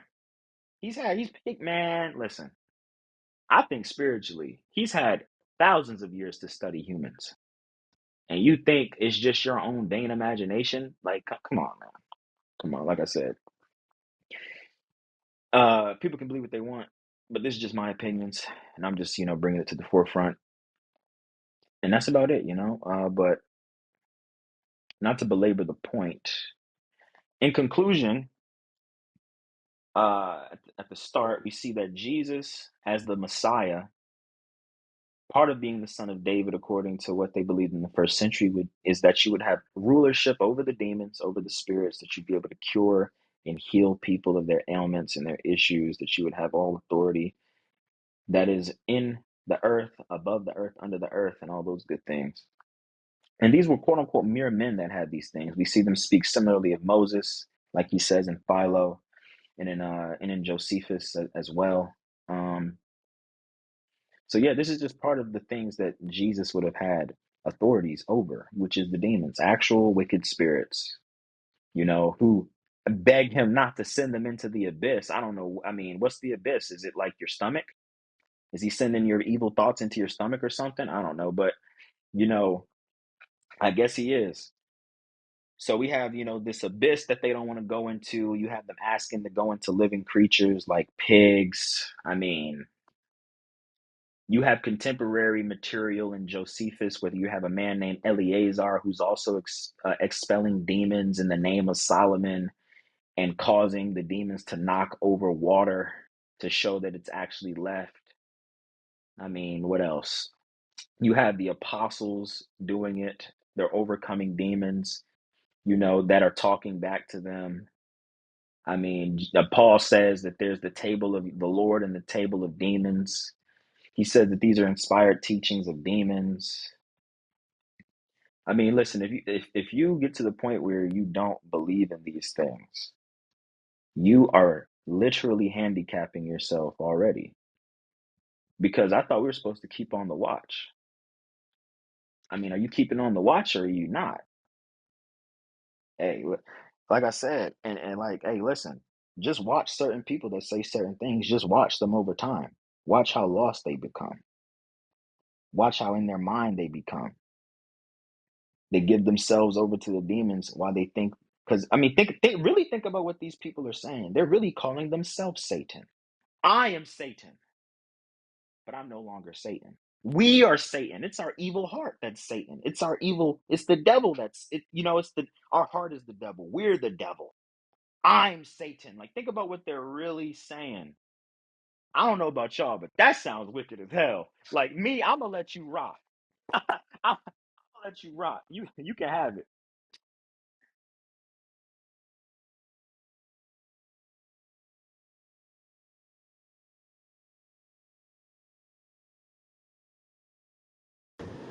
Hey, ABL, I don't think you're going to overcome the world if you don't believe that you got to overcome this entity that rules it. Do you? Absolutely. You have to overcome everything. You have to overcome the devil and his designs. You have to know how he operates. You have to know how his demons operate, how the people whom are his children operate, because you are of your father, the devil, because when he speaks according to his own disposition, because the truth is not in him and he is the father of the lie.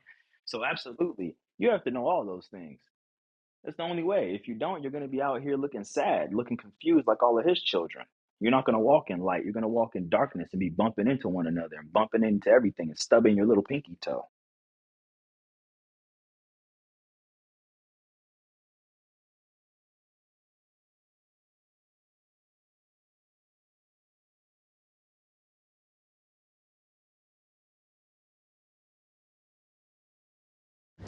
Yeah, I swiped left. There is an adversary, and ignoring him will not give you an advantage. So I really liked your idea. It's time to wake up. If you're going to wake up, you better wake up now because it's fixing to get bad if it hadn't already. Yeah, man. Like I said, and I'm about to wrap it up. I got to get off of here. Like I said, this is gonna be my last time being on here. But because it's getting crazy. Like that's the real reason why. Like I can't be around certain individuals. I'm just gonna say it publicly. I don't care. I can't be around certain individuals who have certain belief systems because I got to protect my own spirit. I don't know what other people got going on, but I can't be around people who are in confusion, right? I have a foundation. I have an anchor. I'm not out here just confused. I don't know what people got going on, but they really need some help. And that's a red flag for me. As soon as you start saying the devil don't exist and Satan don't exist, you lost me. I'm sorry. I don't care how cool we were. That is bonkers. Okay. Okay, and if you're standing on Shit, that 10 toes the down, one, hey, that's bonkers. the craziest one I think I've ever heard. I'm being 100% with you, man. I've heard a lot of things. I'm not gonna lie. I think the craziest thing I've ever heard uh, is that Jesus was of the devil. I think that's the wildest one I've ever heard from You anywhere. know who said that? And, And then try to prove that Jesus was of the devil. and then after he said Jesus was of the devil, now magically the devil don't exist. Like I said, you just got to be careful who you give your mind over to. And hey, like I said, this is gonna be my last time being on here because I gotta. I can't be just talking to certain people. Like people who got my number, you got my number. Hit me up. Hit my line. But I can't be like that is some crazy work. Like think about that. He's like people really saying that they are the devil. Like that's what they're really saying. That I'm the devil. I'm Do, Satan. It's just me. do you? Hey, they could be right, ABL. Oh, they are right. These people. They're right. But it's crazy. It is absolutely In crazy. their own eyes, yeah. Look, if the devil has you, you don't think he ain't a. He will say things that you won't believe. If you haven't dealt with demons, you just haven't dealt with demons. That's all I can tell you. And why do you think you have to bring every thought into captivity under Christ? Because not all your thoughts are yours. Not all your thoughts are yours. Think about it. Eh, The serpent, when the serpent was speaking to Eve, It's a temptation. think It's a about it. temptation. She was putting it was thoughts that weren't It hers. was a Did he temptation. really say exactly? Did he really say that? That wasn't her thought. She was chilling. There is no evidence at all that she was already evil and she was already thinking about doing the dang thing. There's no evidence for that. And I'm not going to say that there is evidence because I don't see it. I see the opposite. I see Paul say that she was genuinely deceived. That's what I say. So, I mean, she had a thought injected in her mind that she didn't check, but that wasn't her thought.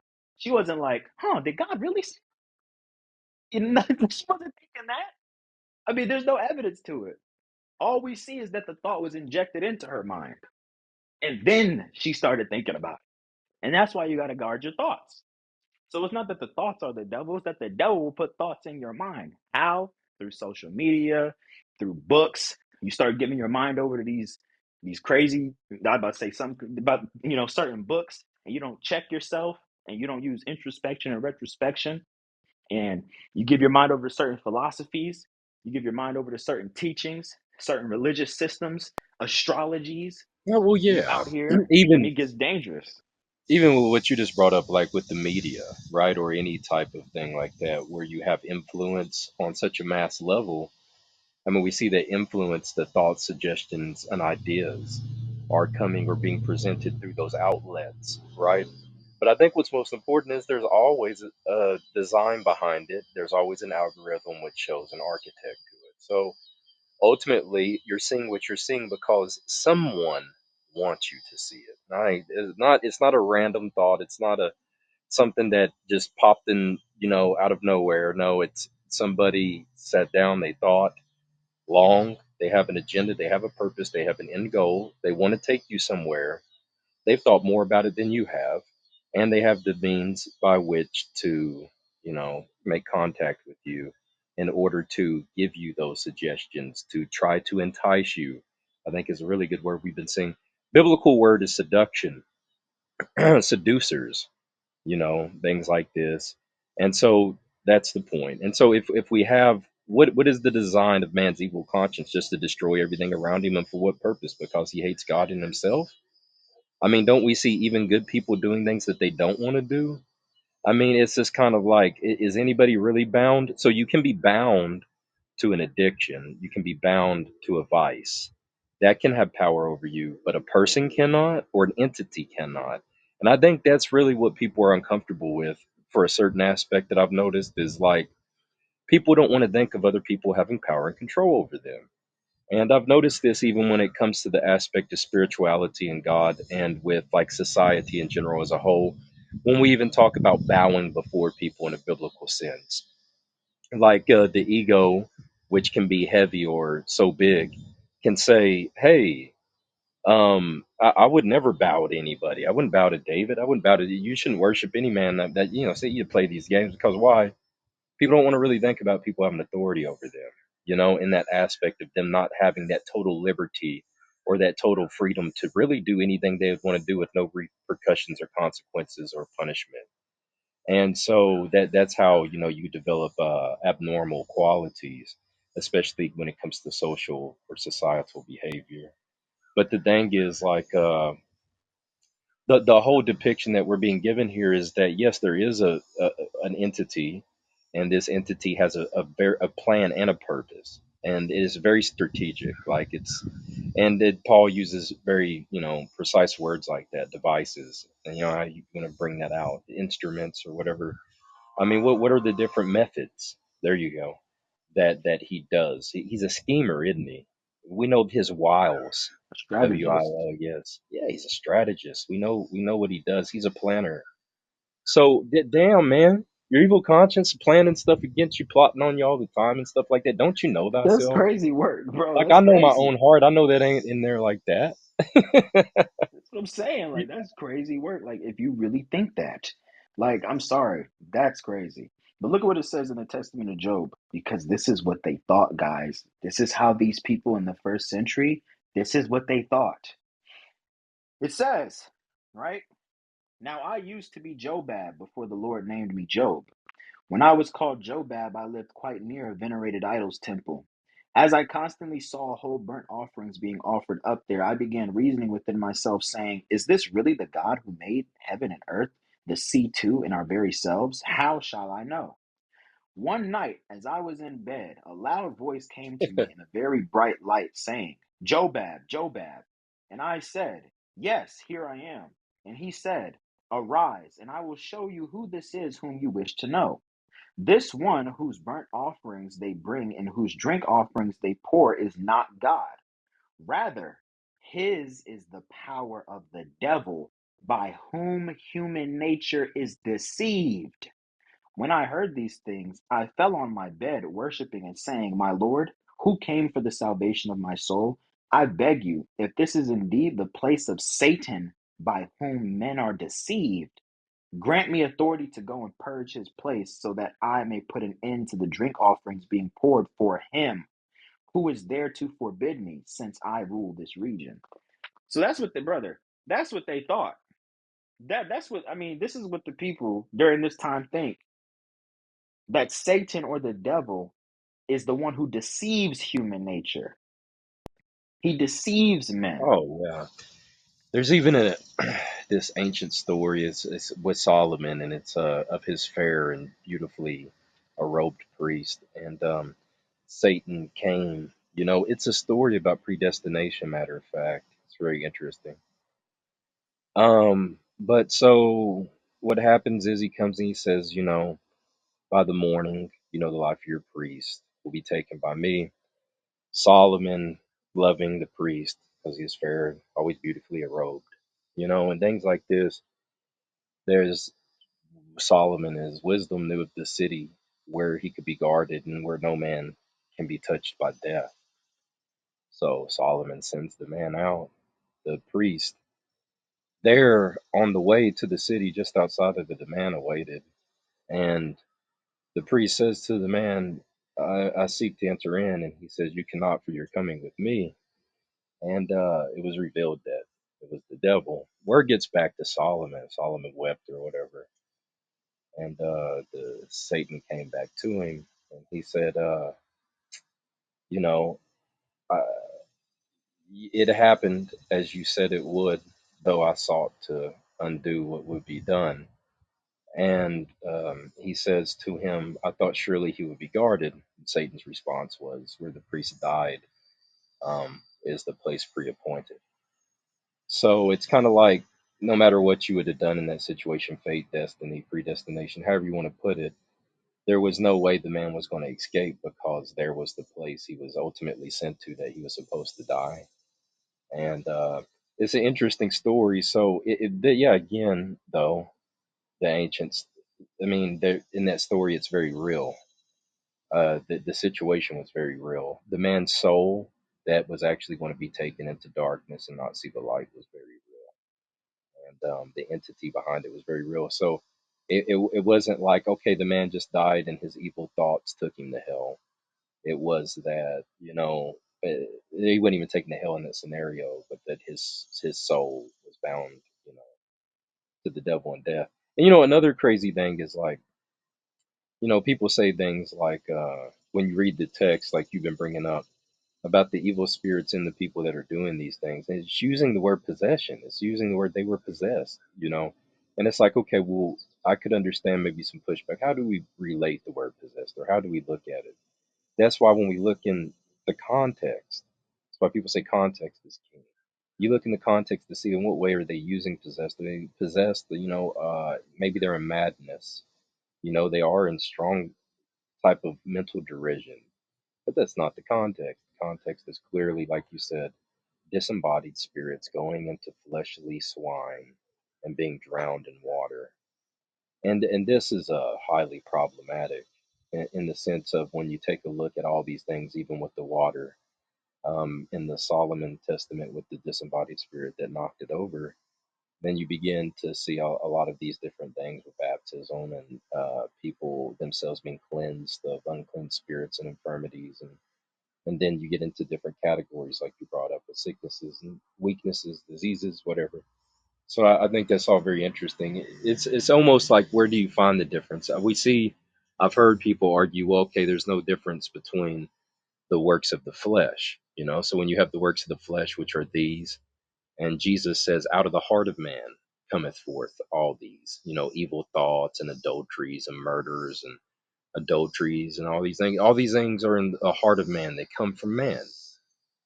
So I think that's a problem when people contextually take the Bible and they do it like that. It's just, and that's the problem when you see interpretation begin to become very poor, because it's almost like, oh wow, so you're going to read a text in Matthew 15, and well, what about a text? Let me give you an example of what I mean. People might not be following what I'm even saying, man. So the problem is, okay, you read a place where it says, out of the heart of man comes forth all these evil things, but the same author lets you know that there's a spiritual entity by which has influenced this in people. So when they say you're of the devil, they mean you're of the nature of the devil. When they say you're of God, they mean you're of the nature of God, right? So we can use it in that generic sense. Well, the problem is whenever you use a compare and contrast, like you say the power of God and the power of Satan, you're using an entity for entity category. And that's a problem. When you talk about, oh, the works of the spirit or the works of the flesh, you're not having an entity for entity category. Whenever you compare and recognize people, for example, in the book of Acts, where they say in their prayer that David was the servant of the Most High, and then they turn around and they say, in Jesus, thy holy child, in the King James, with thy holy servant, thy set apart servant there. It's a man for man contrast, even Adam and Jesus, because people don't believe Adam is a real man anymore, right? This is They where sure this all don't. goes. They don't believe a damn thing. Like Well, how could, everything. Wow. because the serpent can't be real.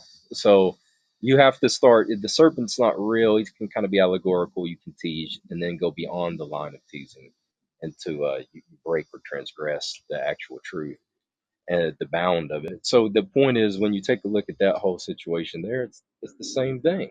Adam and Jesus, man for man contrast, and they're doing this for a reason, purposely. And so the devil is always used in contrast to that measure. Jesus opposes and goes against the devil.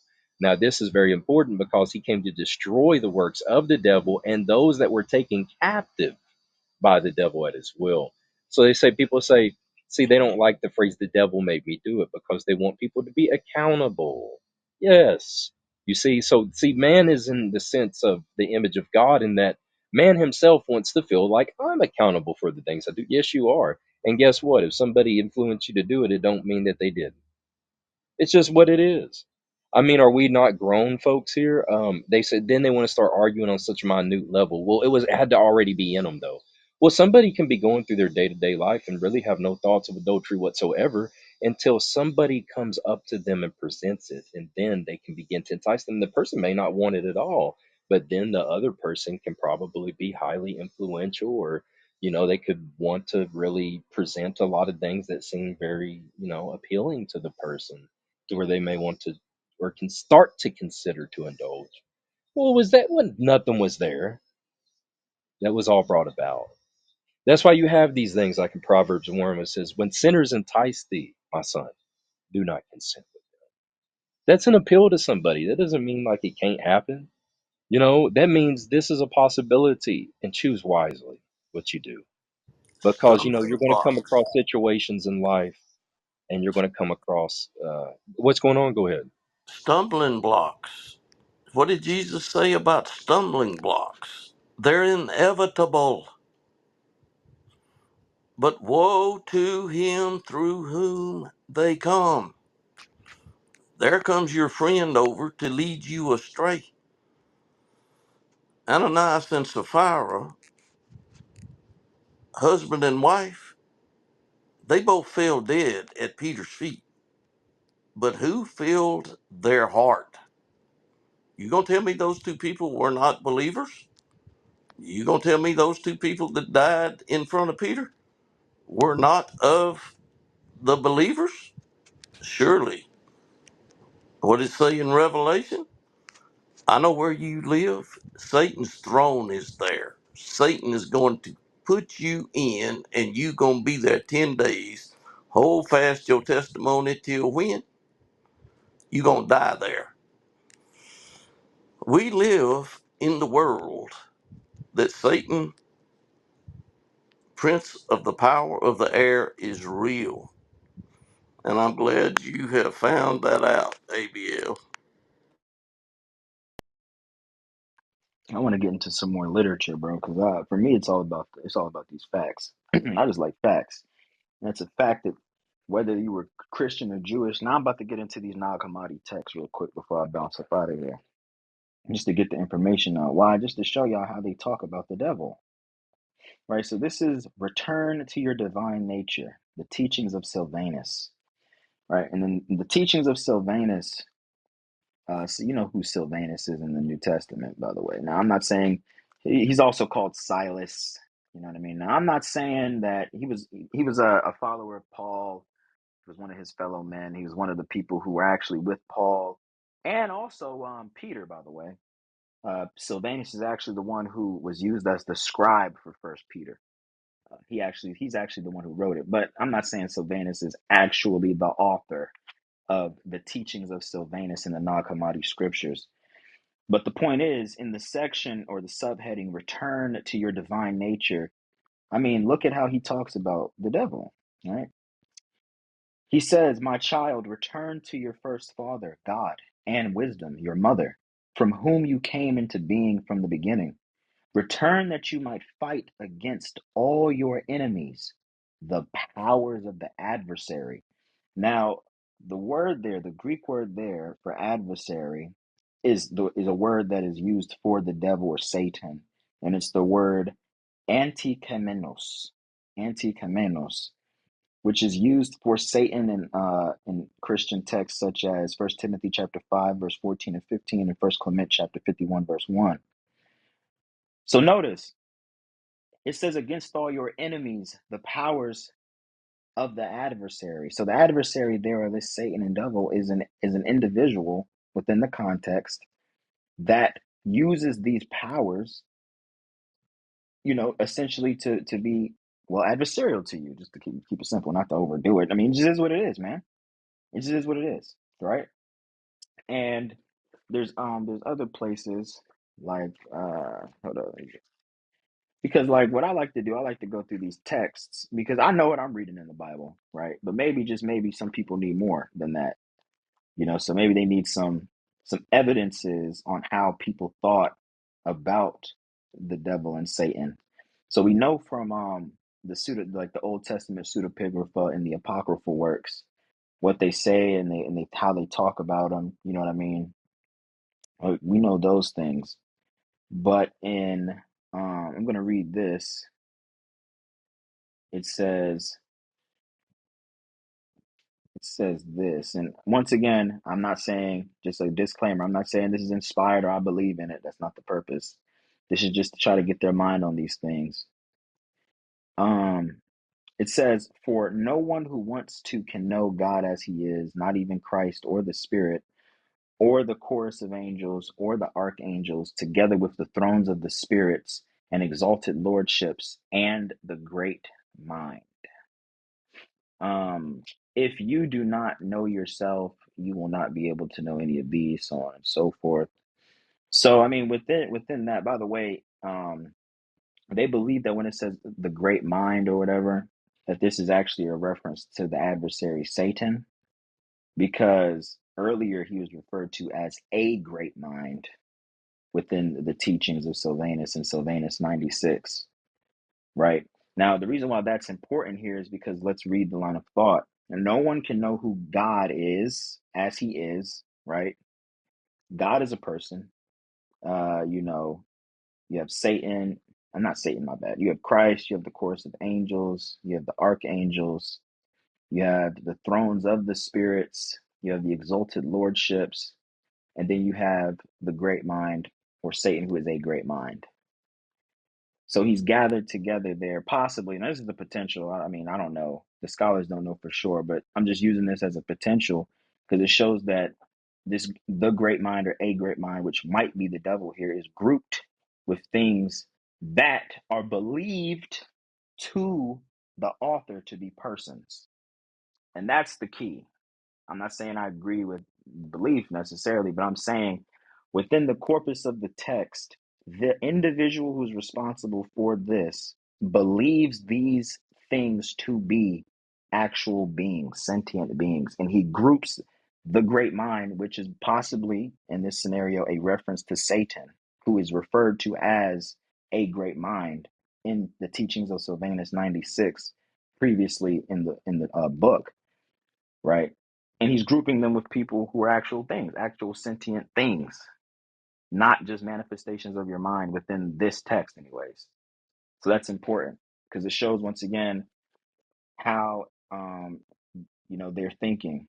And this comes, I think this is about like second, maybe third century, not too far away from the first century, if I'm not mistaken. And then you have, I'm just gonna do a few more. And then I mean you can do your own research when it comes to a lot of this stuff. Because it is, I'm not gonna lie, some of it's kind of crazy. But just be careful when you're reading this stuff. Make sure you pray. Uh, for real. It says,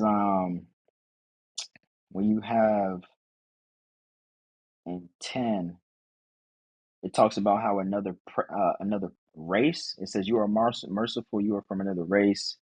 It presides over another race, so on and so forth. And then it talks about how in the stranger, because this is known as the three stellies of Seth.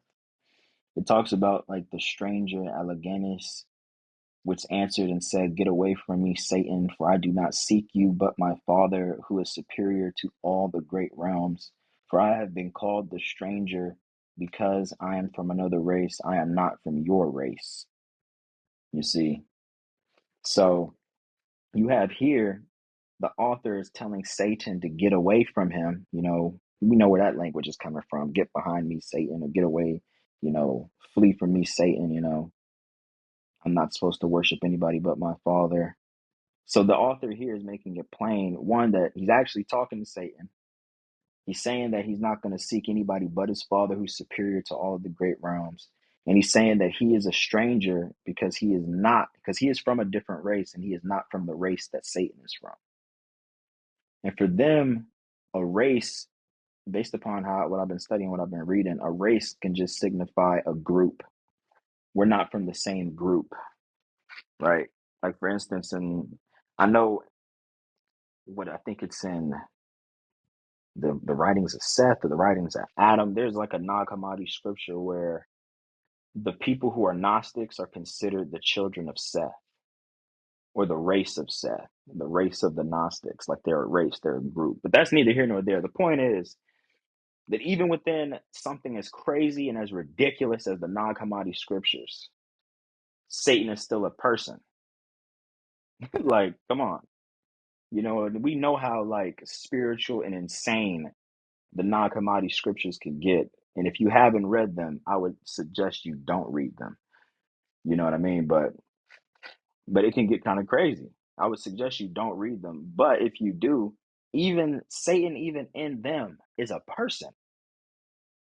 So even they aren't going so crazy to say that Satan is just a figment of your. It's like, hey, come on, bro. We got to stop playing these games. Like, Hey, but FBL, yeah, what's up, bro? man, look, man, so one time I read, so there's a Gnostic book in there called the Apocryphon of John, right? Look, man, I read like maybe 3 paragraphs and I had to put the book down, bro. Cause look, man, I told the other boys before, but man, there's a spirit behind that book, and it's not of God. You know what I'm saying? Cause in it, it was talking about how the Most High was evil. Man, I couldn't do it, man. Cause then like my mind, it started to get like, I started to get like dizzy. You know what I'm saying? I was like, nah, I ain't never reading this again. Nah, definitely. That's why I say you got to pray. Like, if you like, you're not supposed to. Like I said, you're right. Certain books do have certain spirits behind them. I believe that 100%. Only reason why, like, I mean, I guard my spirit, so I pray a lot. So, but if you're not like I said, if you're not ready for certain stuff, you definitely shouldn't be dabbling. Like, and that's the problem. That's why certain brothers are where they are right now. It's because they were dabbling in stuff that they weren't ready for because they didn't build a foundation. But anyways, man, thanks for everybody who came and listened. Anybody who finds the replay and you want to look at because and there's a lot of stuff I didn't even bring up, honestly. Like there's a lot of things in the Testament of Job and the Testament of the 12 and the Testament of Solomon. Um, there's certain things from Cambridge that can be gone into, you know, that just really just show what these people believed.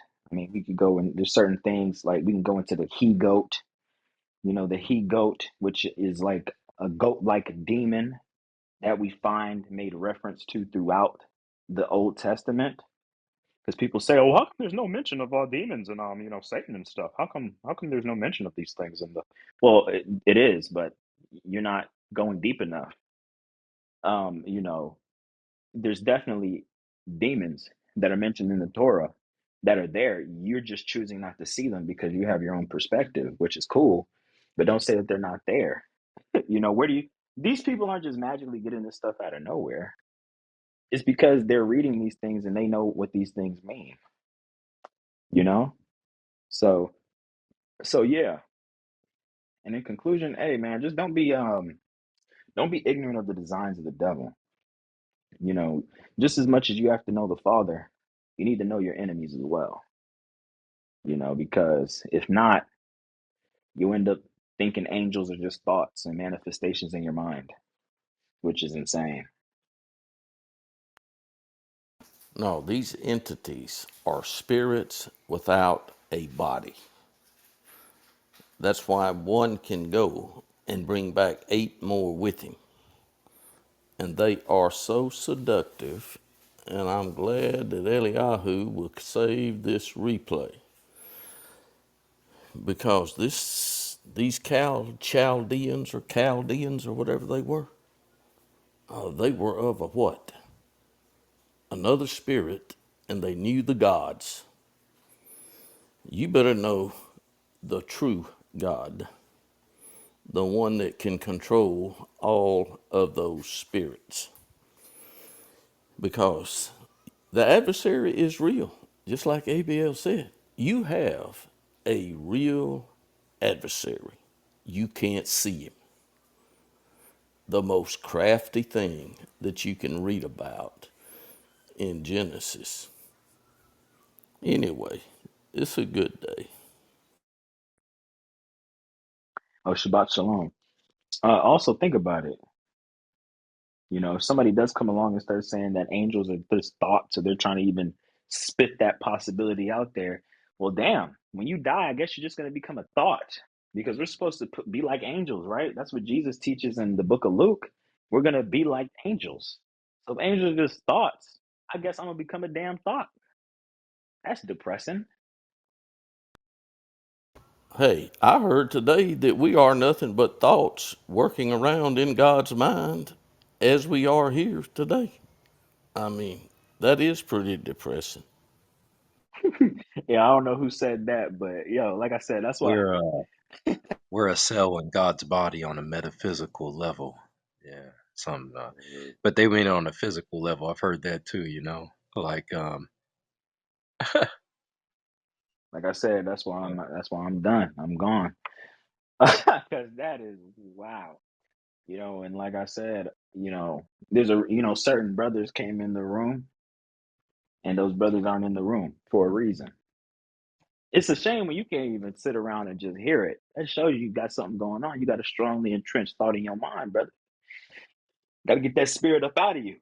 The spirit don't even want to hear the truth. It's like, it burns. I gotta go. You know what I mean? Don't even want to hear the possibilities. But hey, it is what it is, man. It is what it is. Now, What's up, Sky? By the way, what's up, Zarina? What's up, Deborah? What's up, Candace? What up, Love? What up, Uncle J. E. Jalencia, Sobe? What's up, Bartazel?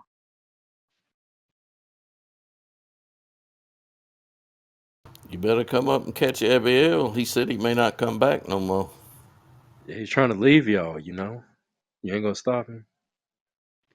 No, I'm definitely. Peace, guys. Oh, what's up? No, I definitely gotta go. It's just getting weird. Like, am I the only one that's like not seeing that it's just been getting weird, like weirder than normal? Like, I'm okay with the Trinity stuff every freaking day of the week. I just don't come on here. But the few times I do come on here and I'm amongst the brethren, it's like, hey guys, there's no devil. All Hey, right. Abiel, look, bro. I gotta hit you up too, cause I wanted to chop it up with something about a certain topic. But nah, I've been noticing it too. You know what I'm saying? And look, it is what it is at the end of the day, bro. People they gonna believe what they believe. You know, what more can we do? Can you do to that? Abiel knows that if you can be deceived, Satan will find a way. That's why you have to stay alert, because he don't quit. It sure doesn't. What does it say? It said that after he finished tempting Jesus, what does it say in Luke? That he left until another favorable time. So he don't stop. Like he don't just oh my God, I lost. Nah, he gonna come. He's spinning the block. He coming to spin the block. Like he ain't finna stop. Hey, bro. Hey, man. Listen. Hey, that is crazy work. Eli, he's spinning the block, and, and they think it's safe out here. Oh man. Oh man, boy. If this was the hood, Ricky, you already know what it. You already know. I ain't gonna do too much. I ain't gonna do too much. Ricky, You already know. Some of these dudes would be. Oh man, they would have been cheddar bobbed. You know what I mean? over for Hey man, thou. how you shooting yourself with your own gun, man? Come on, crazy work. Hey, Abiel, these brothers they slacking. They don't have on their armor. Mm. Yeah, man. That's why I'm glad Dan he deactivated his account the other day. I'm glad he did that. I'm glad he's. I'm like, bro, because Dan is too spiritual for his own good. I told him straight up to his face. I said, but he's too spiritual for your own good. You entertain too many thoughts. Like there's certain things you got to be dogmatic about, and you be like, okay, that's crazy. That's bonkers. Stop it. Get some help. You know what I mean? That Michael Jordan meme. Stop it. Get some help. You need some help, brother. Like, what are you talking about? You know what I mean? You got too much time on your hands. You thinking too hard. That's what I call thinking way too hard. I understand we're supposed to be getting deep into this Bible, but okay, brother, you're at the bedrock. Uh, you need to give it a break, brother. You know. I'm glad you told him. I am glad you told him.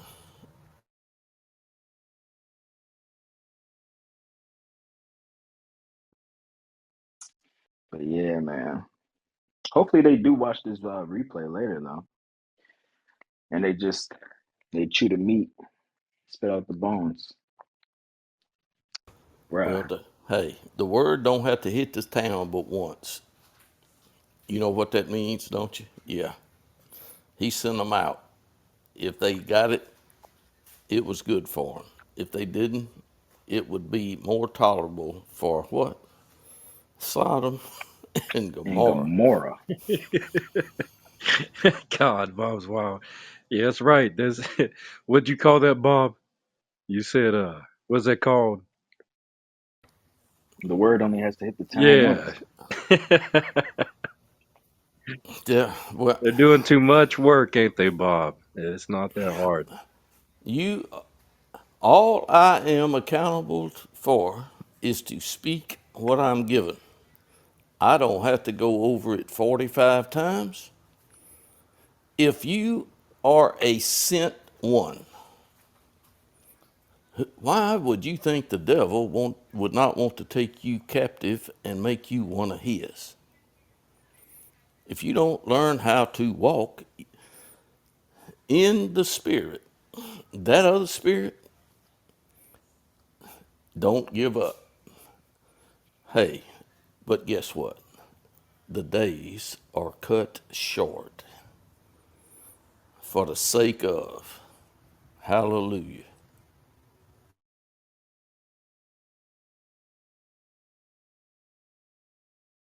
That's right. No flesh would survive is what it says. But the days are cut short, or no flesh would survive. So, hey, man, there's more important things to be worried about too. Like people out here trying to. I wonder if I'm the devil. Like, okay, brother, listen. We about to have an election.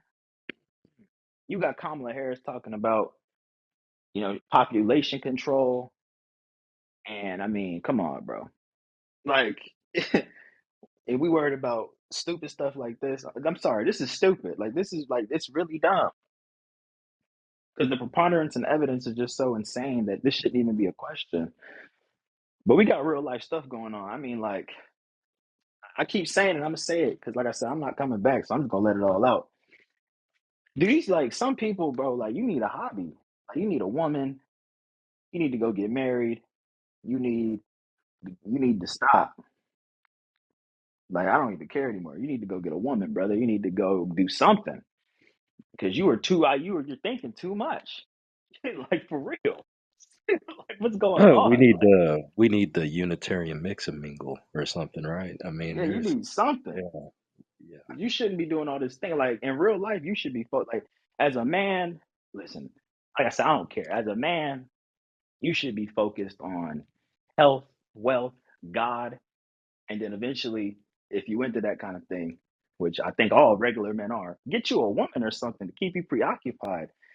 Being all like, I'm just saying, like people be too in their thoughts, because they got too much time on their hands. They They ain't really need out the here striving. Unitarian pop the balloon. Hmm. Hey, hey, they gets no play out here. Hey, listen, I don't know. I don't know, bro. I don't know how. Cause listen, these I'm gonna say worldly women, because they really are worldly, even though they go to church. But these worldly women be wanting a man of God. Like that's why. And I mean, you got all this Bible knowledge. What are Yeah, you that's doing? true. They like, bro. I see them all the. You know how, bro?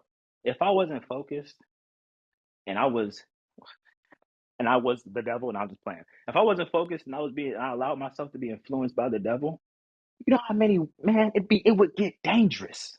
It would get dangerous for me in this world. You know what I mean? Like, bro, come on, man. I don't know. Like I said, you need a hobby. You need to go to the gym. You need to go for walks. I don't know, learn a trade, start a business. That's what I'm doing. Start a Yeah, business. business idea, whatever, right? Get out that Bible. You in Something. that Bible too much. You getting bored, so you just making crap up now. I'm serious. You in the Bible so much you bored. Yeah. Now you making stuff up. Or just, yeah, yeah. Yeah, I see that a lot too. It's kind of like where the right answer. I mean, just over time. I mean, you've heard it so much, it just gets kind of like you said, boring, or and so it just doesn't have a lot of excitement to it. So it's just like, all right, well, let's just like play around with it a little bit, right? Yeah, I see people do that a lot.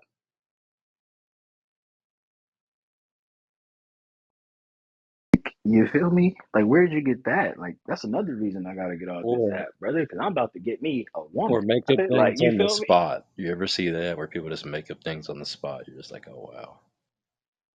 So yeah. Eliyahu, a seducing spirit is a seducing spirit. What are the words coming out of their mouth? Spermata or something like that? I mean, it's spewing. Planting all kinds of That's like the seeds. worst thing when people figure that out in the Bible. I'll be like he's like, oh, the seed, and they figure out that word sperm, and that's like one of the worst. The other worst one is like when they figure it out. I've only heard a couple guys figure this one out, and it's usually like people who want to be the Messiah or something, which is funny. I don't know why they're the ones who appeal to this, but it's like in Genesis 1 where it talks about everything was coming out of the seas. It translates it to waters, but if you look it up, it's like urine or seminal fluid. So, but you never see anybody talking about that there.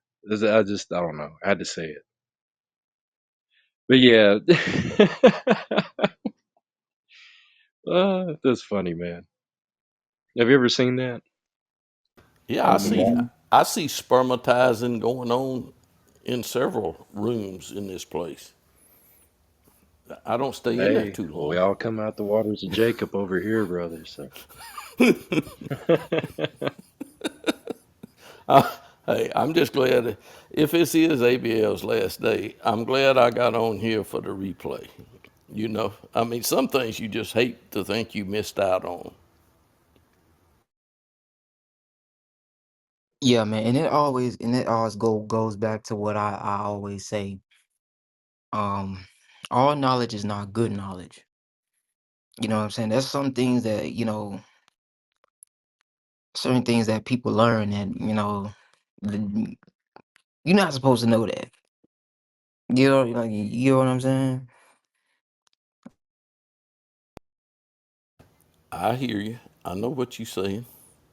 Some things you don't want to know, but if the devil can get you to dig, he'll let you find out, and then he got you. Mm-hmm. The devil is a gotcha. Just, just go dig a little deeper. That's all the devil wants you to do sometimes. Just dig a little bit deeper. Pretty soon you ain't don't get out the hole you done dug. Anyway, we are walking And you in need today. like, and Go this is ahead. like, I say it all the time, like, we're not Enoch. We're not supposed to be Enoch out here just by ourselves. And depending on what you believe, even Enoch wasn't alone. Even he had a community. But like, we're not supposed to be Enoch just out here alone. Like, being on an app is not genuinely like. I have a father, I have a mother, I have a sister, I have brothers, I have cousins who all believe for the most part exactly what I believe, and I talk to them all the time. I have friends, like, you know what I mean? Like, think about that. Who believe, like my homie Xavier, he don't believe like what I believe really, but he does believe in the one true God, right? And we talk about the Bible sometimes, like in real life. Like I was at his crib the other day, just chilling, just chopping it up. We ended up talking about the Bible. Like you can't do this stuff alone. Like he's on his path. Like I said, he's not as like serious about it as me, but even he don't be out here messing with all these women. You know, he's focused on his career, wealth, and staying out of trouble and all that good stuff. You got to be around people in real life. If not, you get in your own mind. Because if I started saying something crazy, my homie Xavier gonna be like, "You're crazy." You feel me? In real life, in real time, he ain't just go. So, and it keeps you in check. And that's what I said. Like, bro, I don't know, bro. These people be out here, they be grown. Like, need a woman, brother. I don't need something because there's something ain't right. You up here talking about demons and devils, and it's probably because you need a woman, brother. It's probably about time, man. I'm just I don't think I don't think that was Paul's idea that you needed a woman. I don't think anybody would ever convince Paul. Paul, what you need is a woman. That wouldn't have went Hey, over too Paul. good. And Paul lived at a different time, though, brother. They lived at a time where the end was coming in 70 CE. See, we not living in that time. Okay, so we, hey, you might need somebody to sleep with you at nighttime to keep you at bay. And stop, tell you, have a wife that tells you, hey, listen, honey, you're not the devil. You're not the devil. You're not him. It's okay. Well, I've had a wife for fixing to be 57 years, so I'm glad she ain't the devil. Praise God. Shoot, I wish my parents been together 24 years. Lord willing, when the time is right, I'll get married and hopefully we both have good health and we can be together for like a half a century like you and your wife, brother. Praise God. I think we're going to get to where 120 won't be a problem, but some stuff's got to happen before then. The earth's going to be populated. Don't ever think that the word earth won't be populated. If the earth wasn't to be populated, why would have Noah been told what he was told?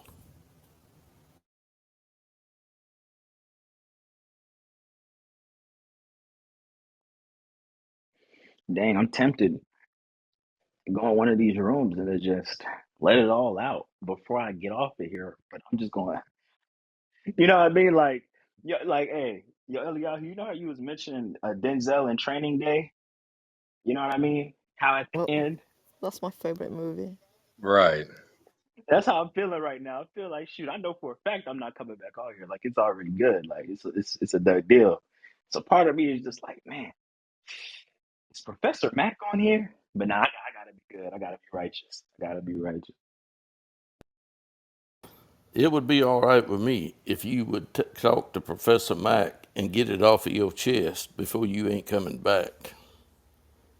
And let me listen. Ah man, it's really tempting. I ain't gonna lie. I ain't gonna lie, man. Just go in that room, go up on that stage and be like, listen. Ah man, but see here's the thing. I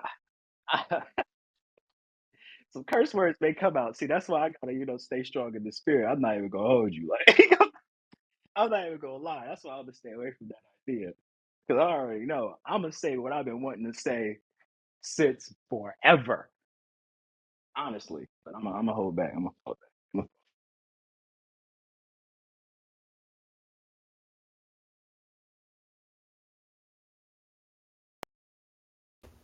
Yeah, yeah. You hold back, and you be Yeah, on. man. You Yeah, know you that hold. Mac Hey, has hey, hey. go Yeah, go ahead, Bob. Go ahead. hey, yeah. You just hold back, and let about 2 days pass, and let God tell you, wait a minute, you ain't finished.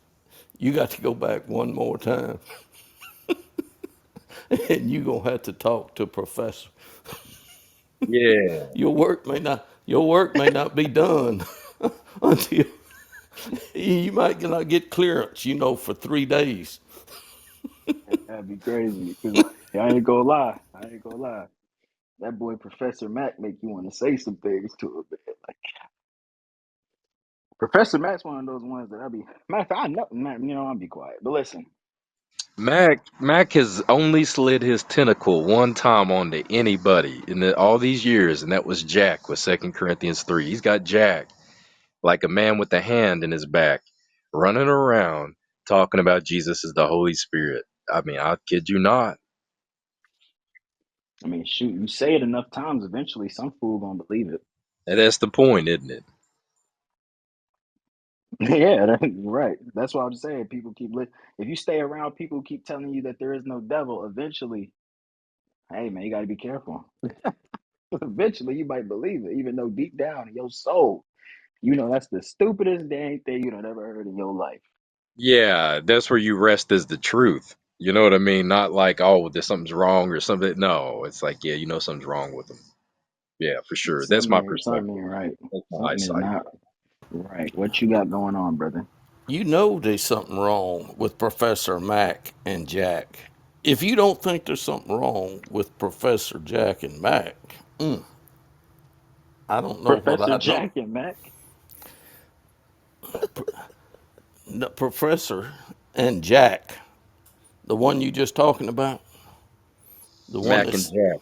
Yeah. Mac and Jack, Professor and Jack, yeah, got his hand up his back. Ain't that what you said? I said Professor especially Mac where has I'm. got Jack running around like a man who has a hand in his back or something like that. I don't Well, know. that was absolutely I was it in the Yosef Rufigio. that was absolutely on target. That was a that was one of the better ones I heard today. Thank you, Eliyahu. Every time I hear that guy's name, I always think of that thing when I was that Jack in the Box, you know, dun, dun, dun, dun, dun, dun, dun, dun, dun, dun, dun, dun, dun, dun, you know, or whatever. That's Pop Goes the Weasel, but you know what I They mean. said Pop goes You know the that Jack in the Box. Yeah. Wow. There you go. Eliyahu, I grew up with a kaleidoscope and one of the first Jack in the Boxes they ever came out Oh, with.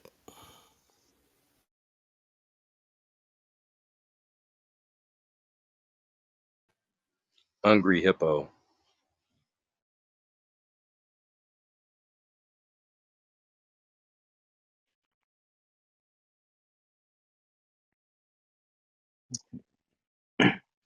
Sock'em Boxers.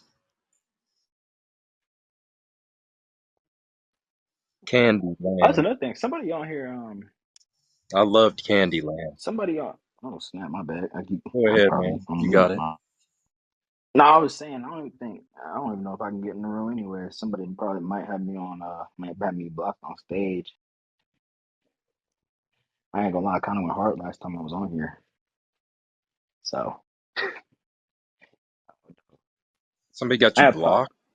yeah, somebody has me blocked. I don't know who, but I don't think it's not David because I was in. It's not David or Zero any of them because Right. I was in one of their rooms last night for like an hour. I didn't like talk. I didn't go up on stage. I just wanted to see what they were saying, and they weren't really. Oh yeah, wait a second. Chopper was in there. Yeah, I just Yep, I there. was. I was just scoping out the joint. You know what I mean?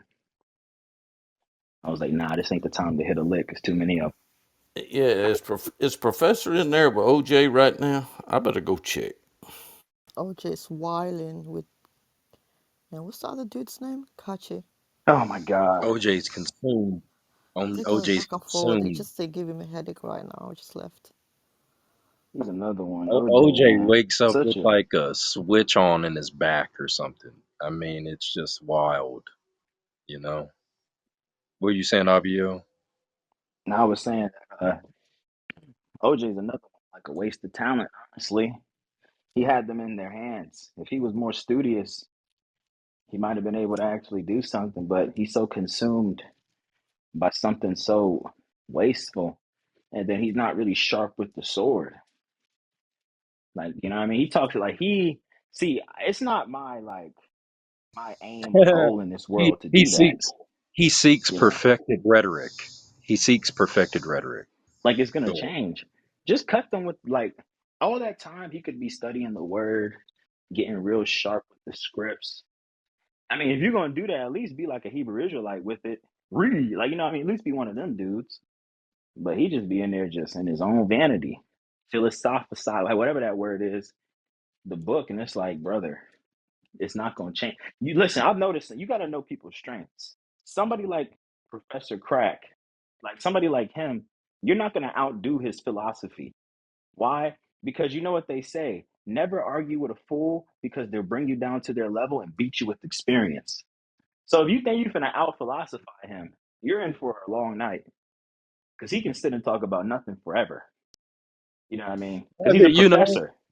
That's what right, he does all man. day. He's a professor. He's a literal professor in real life. That's what he does for a living. Is talk Yeah, about man. nothing. We used to have the same game when I was a kid. You know, you're gonna argue with Mac in Fantasyland, he's gonna outdo you. You know, it's kind of like that old movie with Freddy Krueger, and it's like, you know, you can imagine what you want. It's like, oh yeah, I got a gun. It's like, okay, well I got a bazooka. Oh yeah, well I'm in a tank right now. Oh yeah, well I'm in a jet. You know, it's like great. You have fun with it all day. You know, that's And how then that's what it Kachi. feels like because it's fantasy land. You know what I mean? Oh well, I And have bullet bomb proof armor on. You know, well, you know, it's just how can you not do it? You know. speaking about that, I found this jerk chicken recipe. But here's the thing: it's a vegan recipe, so you don't use chicken. You use mushrooms.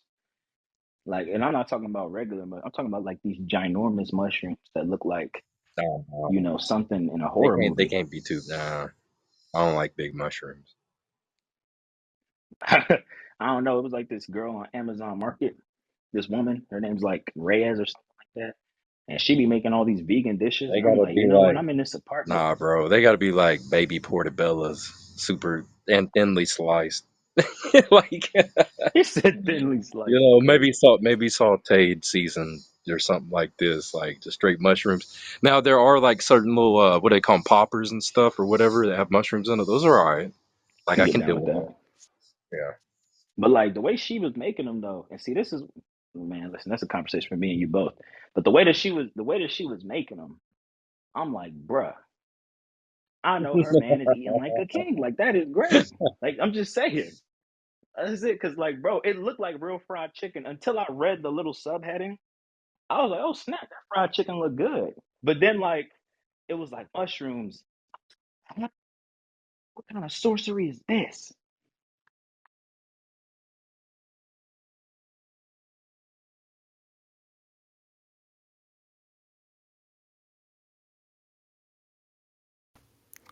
Yeah, Professor Mack's not in there, so Kachi is. But if God wanted to cut, Dang. if God wanted to cut Professor up, do you know how long it would take him to use your tongue, ABL? I'm talking about if God wanted to cut Professor up. Do you think God could not take your tongue and put him into so many pieces in a matter of Pause. moments? Hold up, brother. We're gonna have to pause this whole conversation, brother. I don't know. Hold up. I don't we're gonna we're gonna have to pause that whole conversation, my brother. Okay, Hold okay. All right, well, you remember Stephen got stoned? Stephen got stoned because he was, preaching real good. Hey, they couldn't, no matter what he was dealing with, they couldn't match that wisdom. That tongue of Stephen. Nah, I God got can it. do, hey, I believe it. I believe it. Hey, Eliyahu, don't lose this replay. Oh Lord, man. Ah, it's a shame. Like, Eliyahu, I just be like, bro,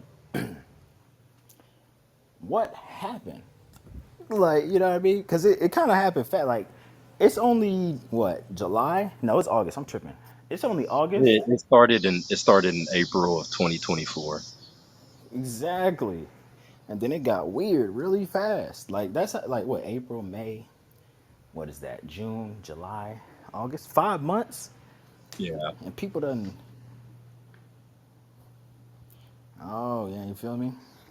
Yeah, people get It crazy did in the take long. summertime, man. They say it's the heat, but we know better. It's the ruler of the authority of the air, brother. The air, this Yeah, atmosphere of influence. yeah, you come up with that feel me one more time, and I'm going to disappear for the rest of the day. That's hilarious. I'll stop. Who's been enjoying the summer, man? Does anybody, you know what I mean? I went to the mountains, man. I went to this thing. It's called like Ober, and it's kind of like a ski. You know how when people go skiing, they get on those lifts and it takes you real high up in the air. So I went real high. I mean, this thing like it went from like one little low mountain surface to this a really high one.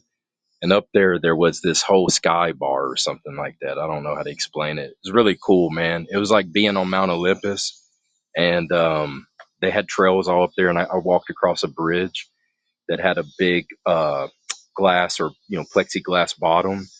And so like I'm looking through the plexiglass, and it's like the Earth is like, man, I kid you not, like a couple of skyscrapers down. It looked like crazy high. So that was pretty fun, man.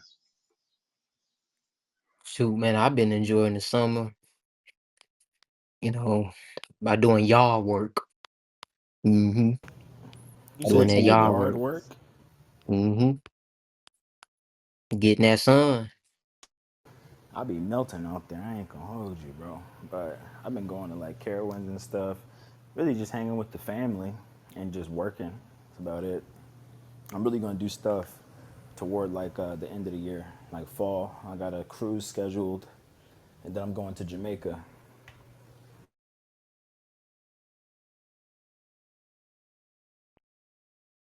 Yeah, that sounds nice. Where'd you go to the mountains, Eliyahu? What state? It was at the Smokies, the Appalachian Smoky Mountain National Park. Okay, you wasn't in Colorado. No,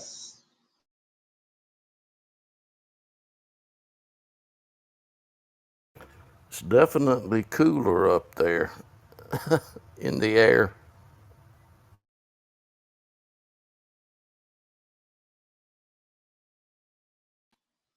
in Colorado or in the mountains in general.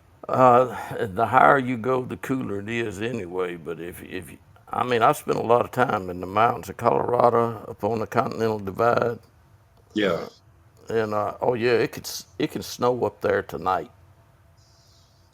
yeah.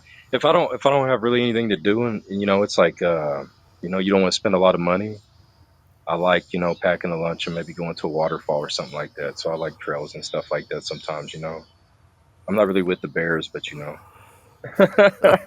Yeah, I so know. more the Uh, beaten path. well, they got some trails in Colorado. Is a beautiful place, and it's cool up there. I mean, just check the temperature. Right now, I'm at 98 heat index. It's probably about 110 or more. And the air conditioner's not working upstairs. So guess what? I came downstairs.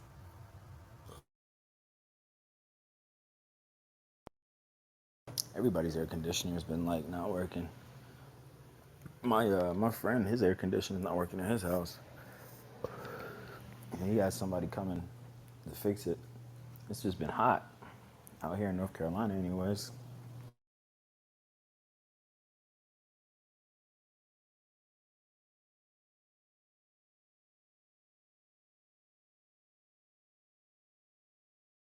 Hey, you Mojo, I've been had a passport. Had a passport for a minute now. I'm trying to get all my family to get a passport because I'm like, hey, bro, we need to start traveling. Like, my cousin, he just went to Jamaica with his girlfriend and some of her friends, and he was like, bro, and he sent me like pictures and stuff. Some place that starts with an M or something. I don't know, but it was beautiful. I ain't gonna lie. The food looked majestic. I was like, okay, I'm sold. Yeah, man, it's crazy how good food can get. When you're used to the American cuisine. God, it's awful. Oh yeah. Don't get me wrong, some of it's good, but it's just like there's this nurse at my job, Reese. She's from But there's stuff Jamaica. that's fantastic, man. I've eaten some stuff that's just amazing. But sometimes you can never even get it the same, though. So it's really it matters who makes it, and I mean some stuff is really good, man. Yeah, there's this girl at my job, Reese. She's Jamaican, and she had made me something. I don't know what it was, but all I know is that it was beef. It was like a cow or something. Like she said, tail or some type of tail. I ain't gonna lie, man. That I almost got down on one knee, brother. Listen, like that food was different. I was like, hold up, wait a second, something ain't right. That food is different, brother.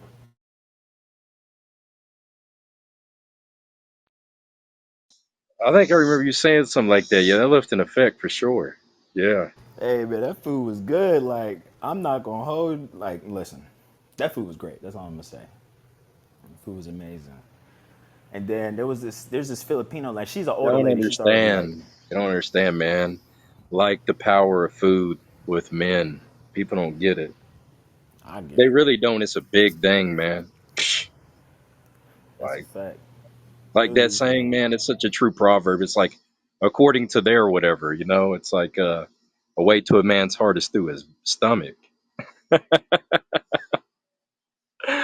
That's true, man. You know, It's a fact. it's one way. It's one way. Yeah, it's a fact. It's a fact, man. Listen, there was this one lady. She's like a charge nurse, and we have this thing at my job called Internationals Week, Hey, because look, we have look, a. look. If some guys wasn't even into a lady, but she brought him a plate every now and again, and it wouldn't even have to be, is this a plate, man? Shit, he got used to it. Shoot, come on, man, go ahead. I ain't going nowhere.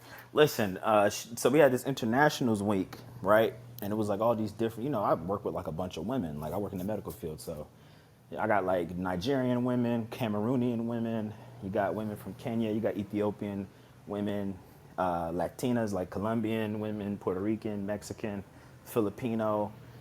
So like when they have these international weeks and they cook all their food, I pray to God and I be careful. I only eat people's food that I trust, because you don't know how clean people's houses be or whatever, or if they got animals and stuff.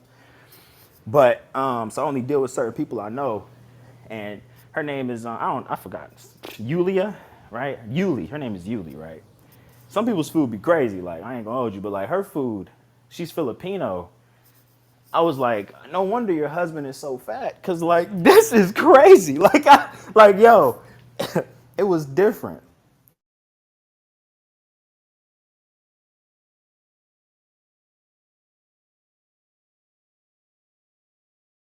I was like, golly, man. Think about eating this. I said, I had to ask her, what part of the Philippines are you from? And she started laughing. But I was dead serious. Because I might have to go over there with haste.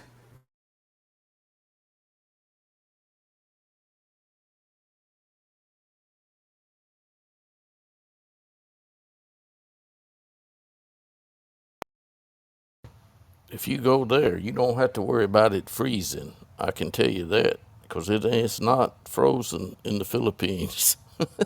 I've been there a few times. Yeah, I was looking at some places out there. It's actually pretty cheap.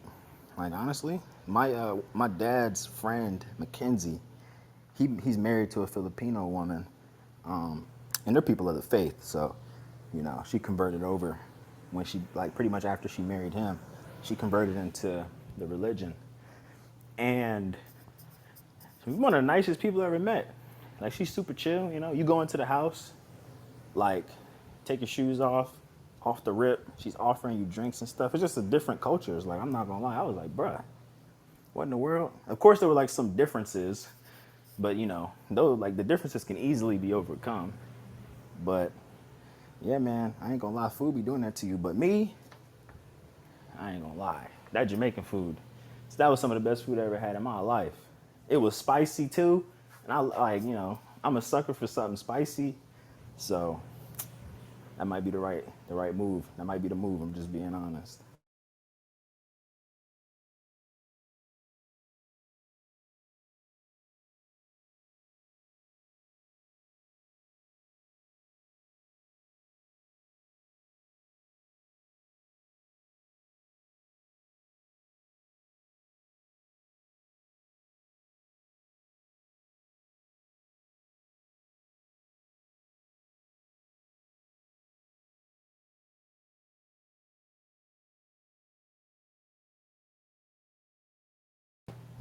Oh, what's up, Repent? It's gonna be like pretty much my last time on here, man. So, hey, peace, man.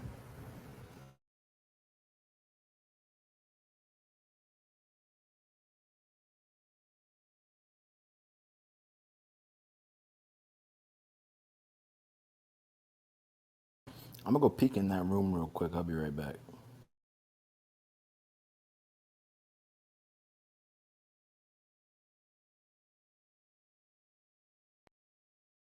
What in the world? Harold's in the room. Harold, Harold's He's on always Harold, there. stage. Harold is in there. Harold's on Always Kish, there. stage. What in the Kish, world? Kish is right there. He's arguing with some dude that sounds like some other dude on here. He's right under Captain on my app. What is going on? Like he's supposed to be in Atlanta right now doing business, Yeah, not on he's this doing a freaking app. show, He was but I think he came around today. exactly. Yeah. He told me he was like, "Hey man, I think it's a waste of time, brother. Don't get on here." Cause at first I wasn't, but then I was like, "Hold up, nah, I gotta get this information out, and then I'm done." You know what I mean? But he was like, "Yeah, brother, it's just not worth it, man. It's not worth going on there and talking to him. It's just let it die." And this dude's on here talking to people about the freaking Trinity. Come on, come on. Ah, man, this like I said, this app could be like a drug. Like talking about God and stuff could be like a drug, man. What's going on with y'all? You're right. What's up? What's going on, brother? I'm cool and soldier.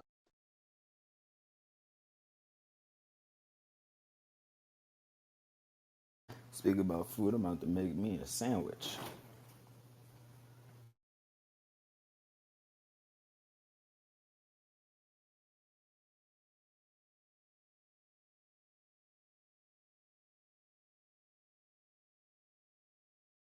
I went to the grocery store. They was like, "Man, you go by yourself. Food is so expensive. Blah blah blah blah blah." And I'm like, "It really wasn't that expensive as I thought." But then my mom was like, "Well, that's because you ain't got no kids and you ain't married and you live by yourself." And then I was like, "Well, you know what? You got a point." So I was like, "You got a point." But it was only like to fill up everything like for stuff for me. It was only like what 150. That was kind of like light work. It wasn't really a lot to get all the stuff that I like.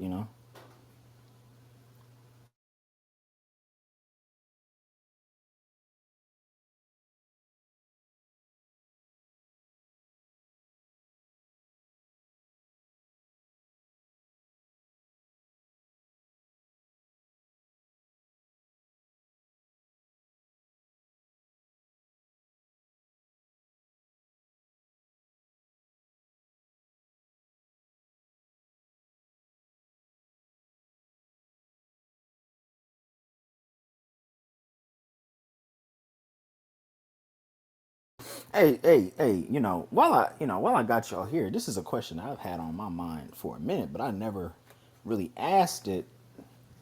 But I don't. But let me ask y'all a question. Is like, is it a salvational thing to keep the Sabbath on a specific day, or do you just gotta pick a day and keep it? Because you know how some brothers they observe the Sabbath on this day, some on that day, some on the moon calendar, some on the solar calendar. You know what I mean? So is it like a matter of it has to be done this specific way, or you're going off, or you just got to do it? Like just pick a day that you can keep it and just keep it. What would y'all say? Like that has been a question. Like, what do you think, Eliyahu? Like, what's your perspective on that? Or in repent, you can answer, talk on it too.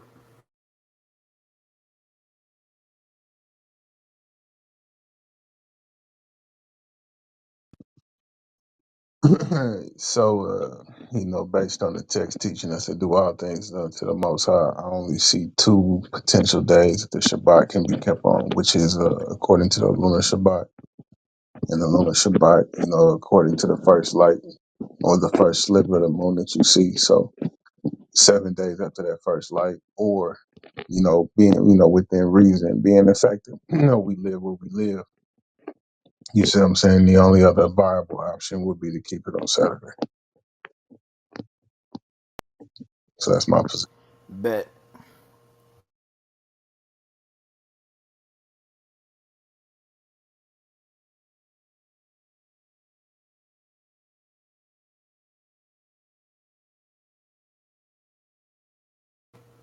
That's simple enough for me. Oh, Hey, you got it, bro.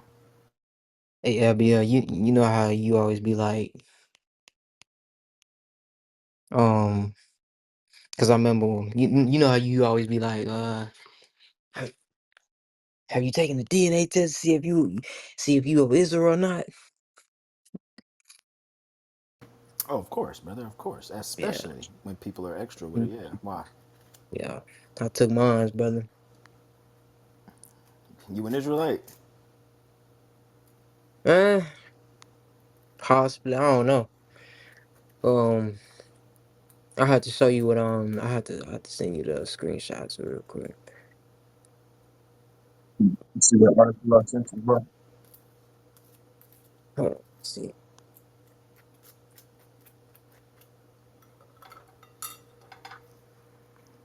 For me, it's just to be No, determined. not yet, bro. I didn't get the message. I didn't get the message from you.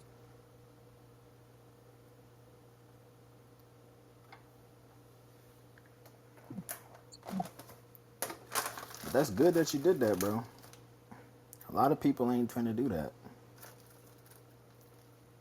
So whatever happens, happens. But you know the truth anyway, so it's not like it means anything at all.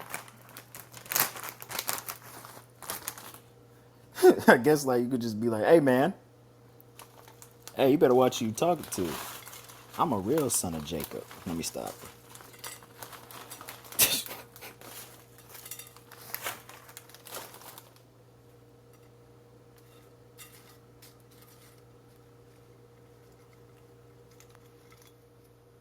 Hey yo, I gotta fall back for a few, man. So I don't know if y'all want to keep it going, but I was just giving y'all the heads up. Nah, you can end it, cause I'm about to bounce up out of here.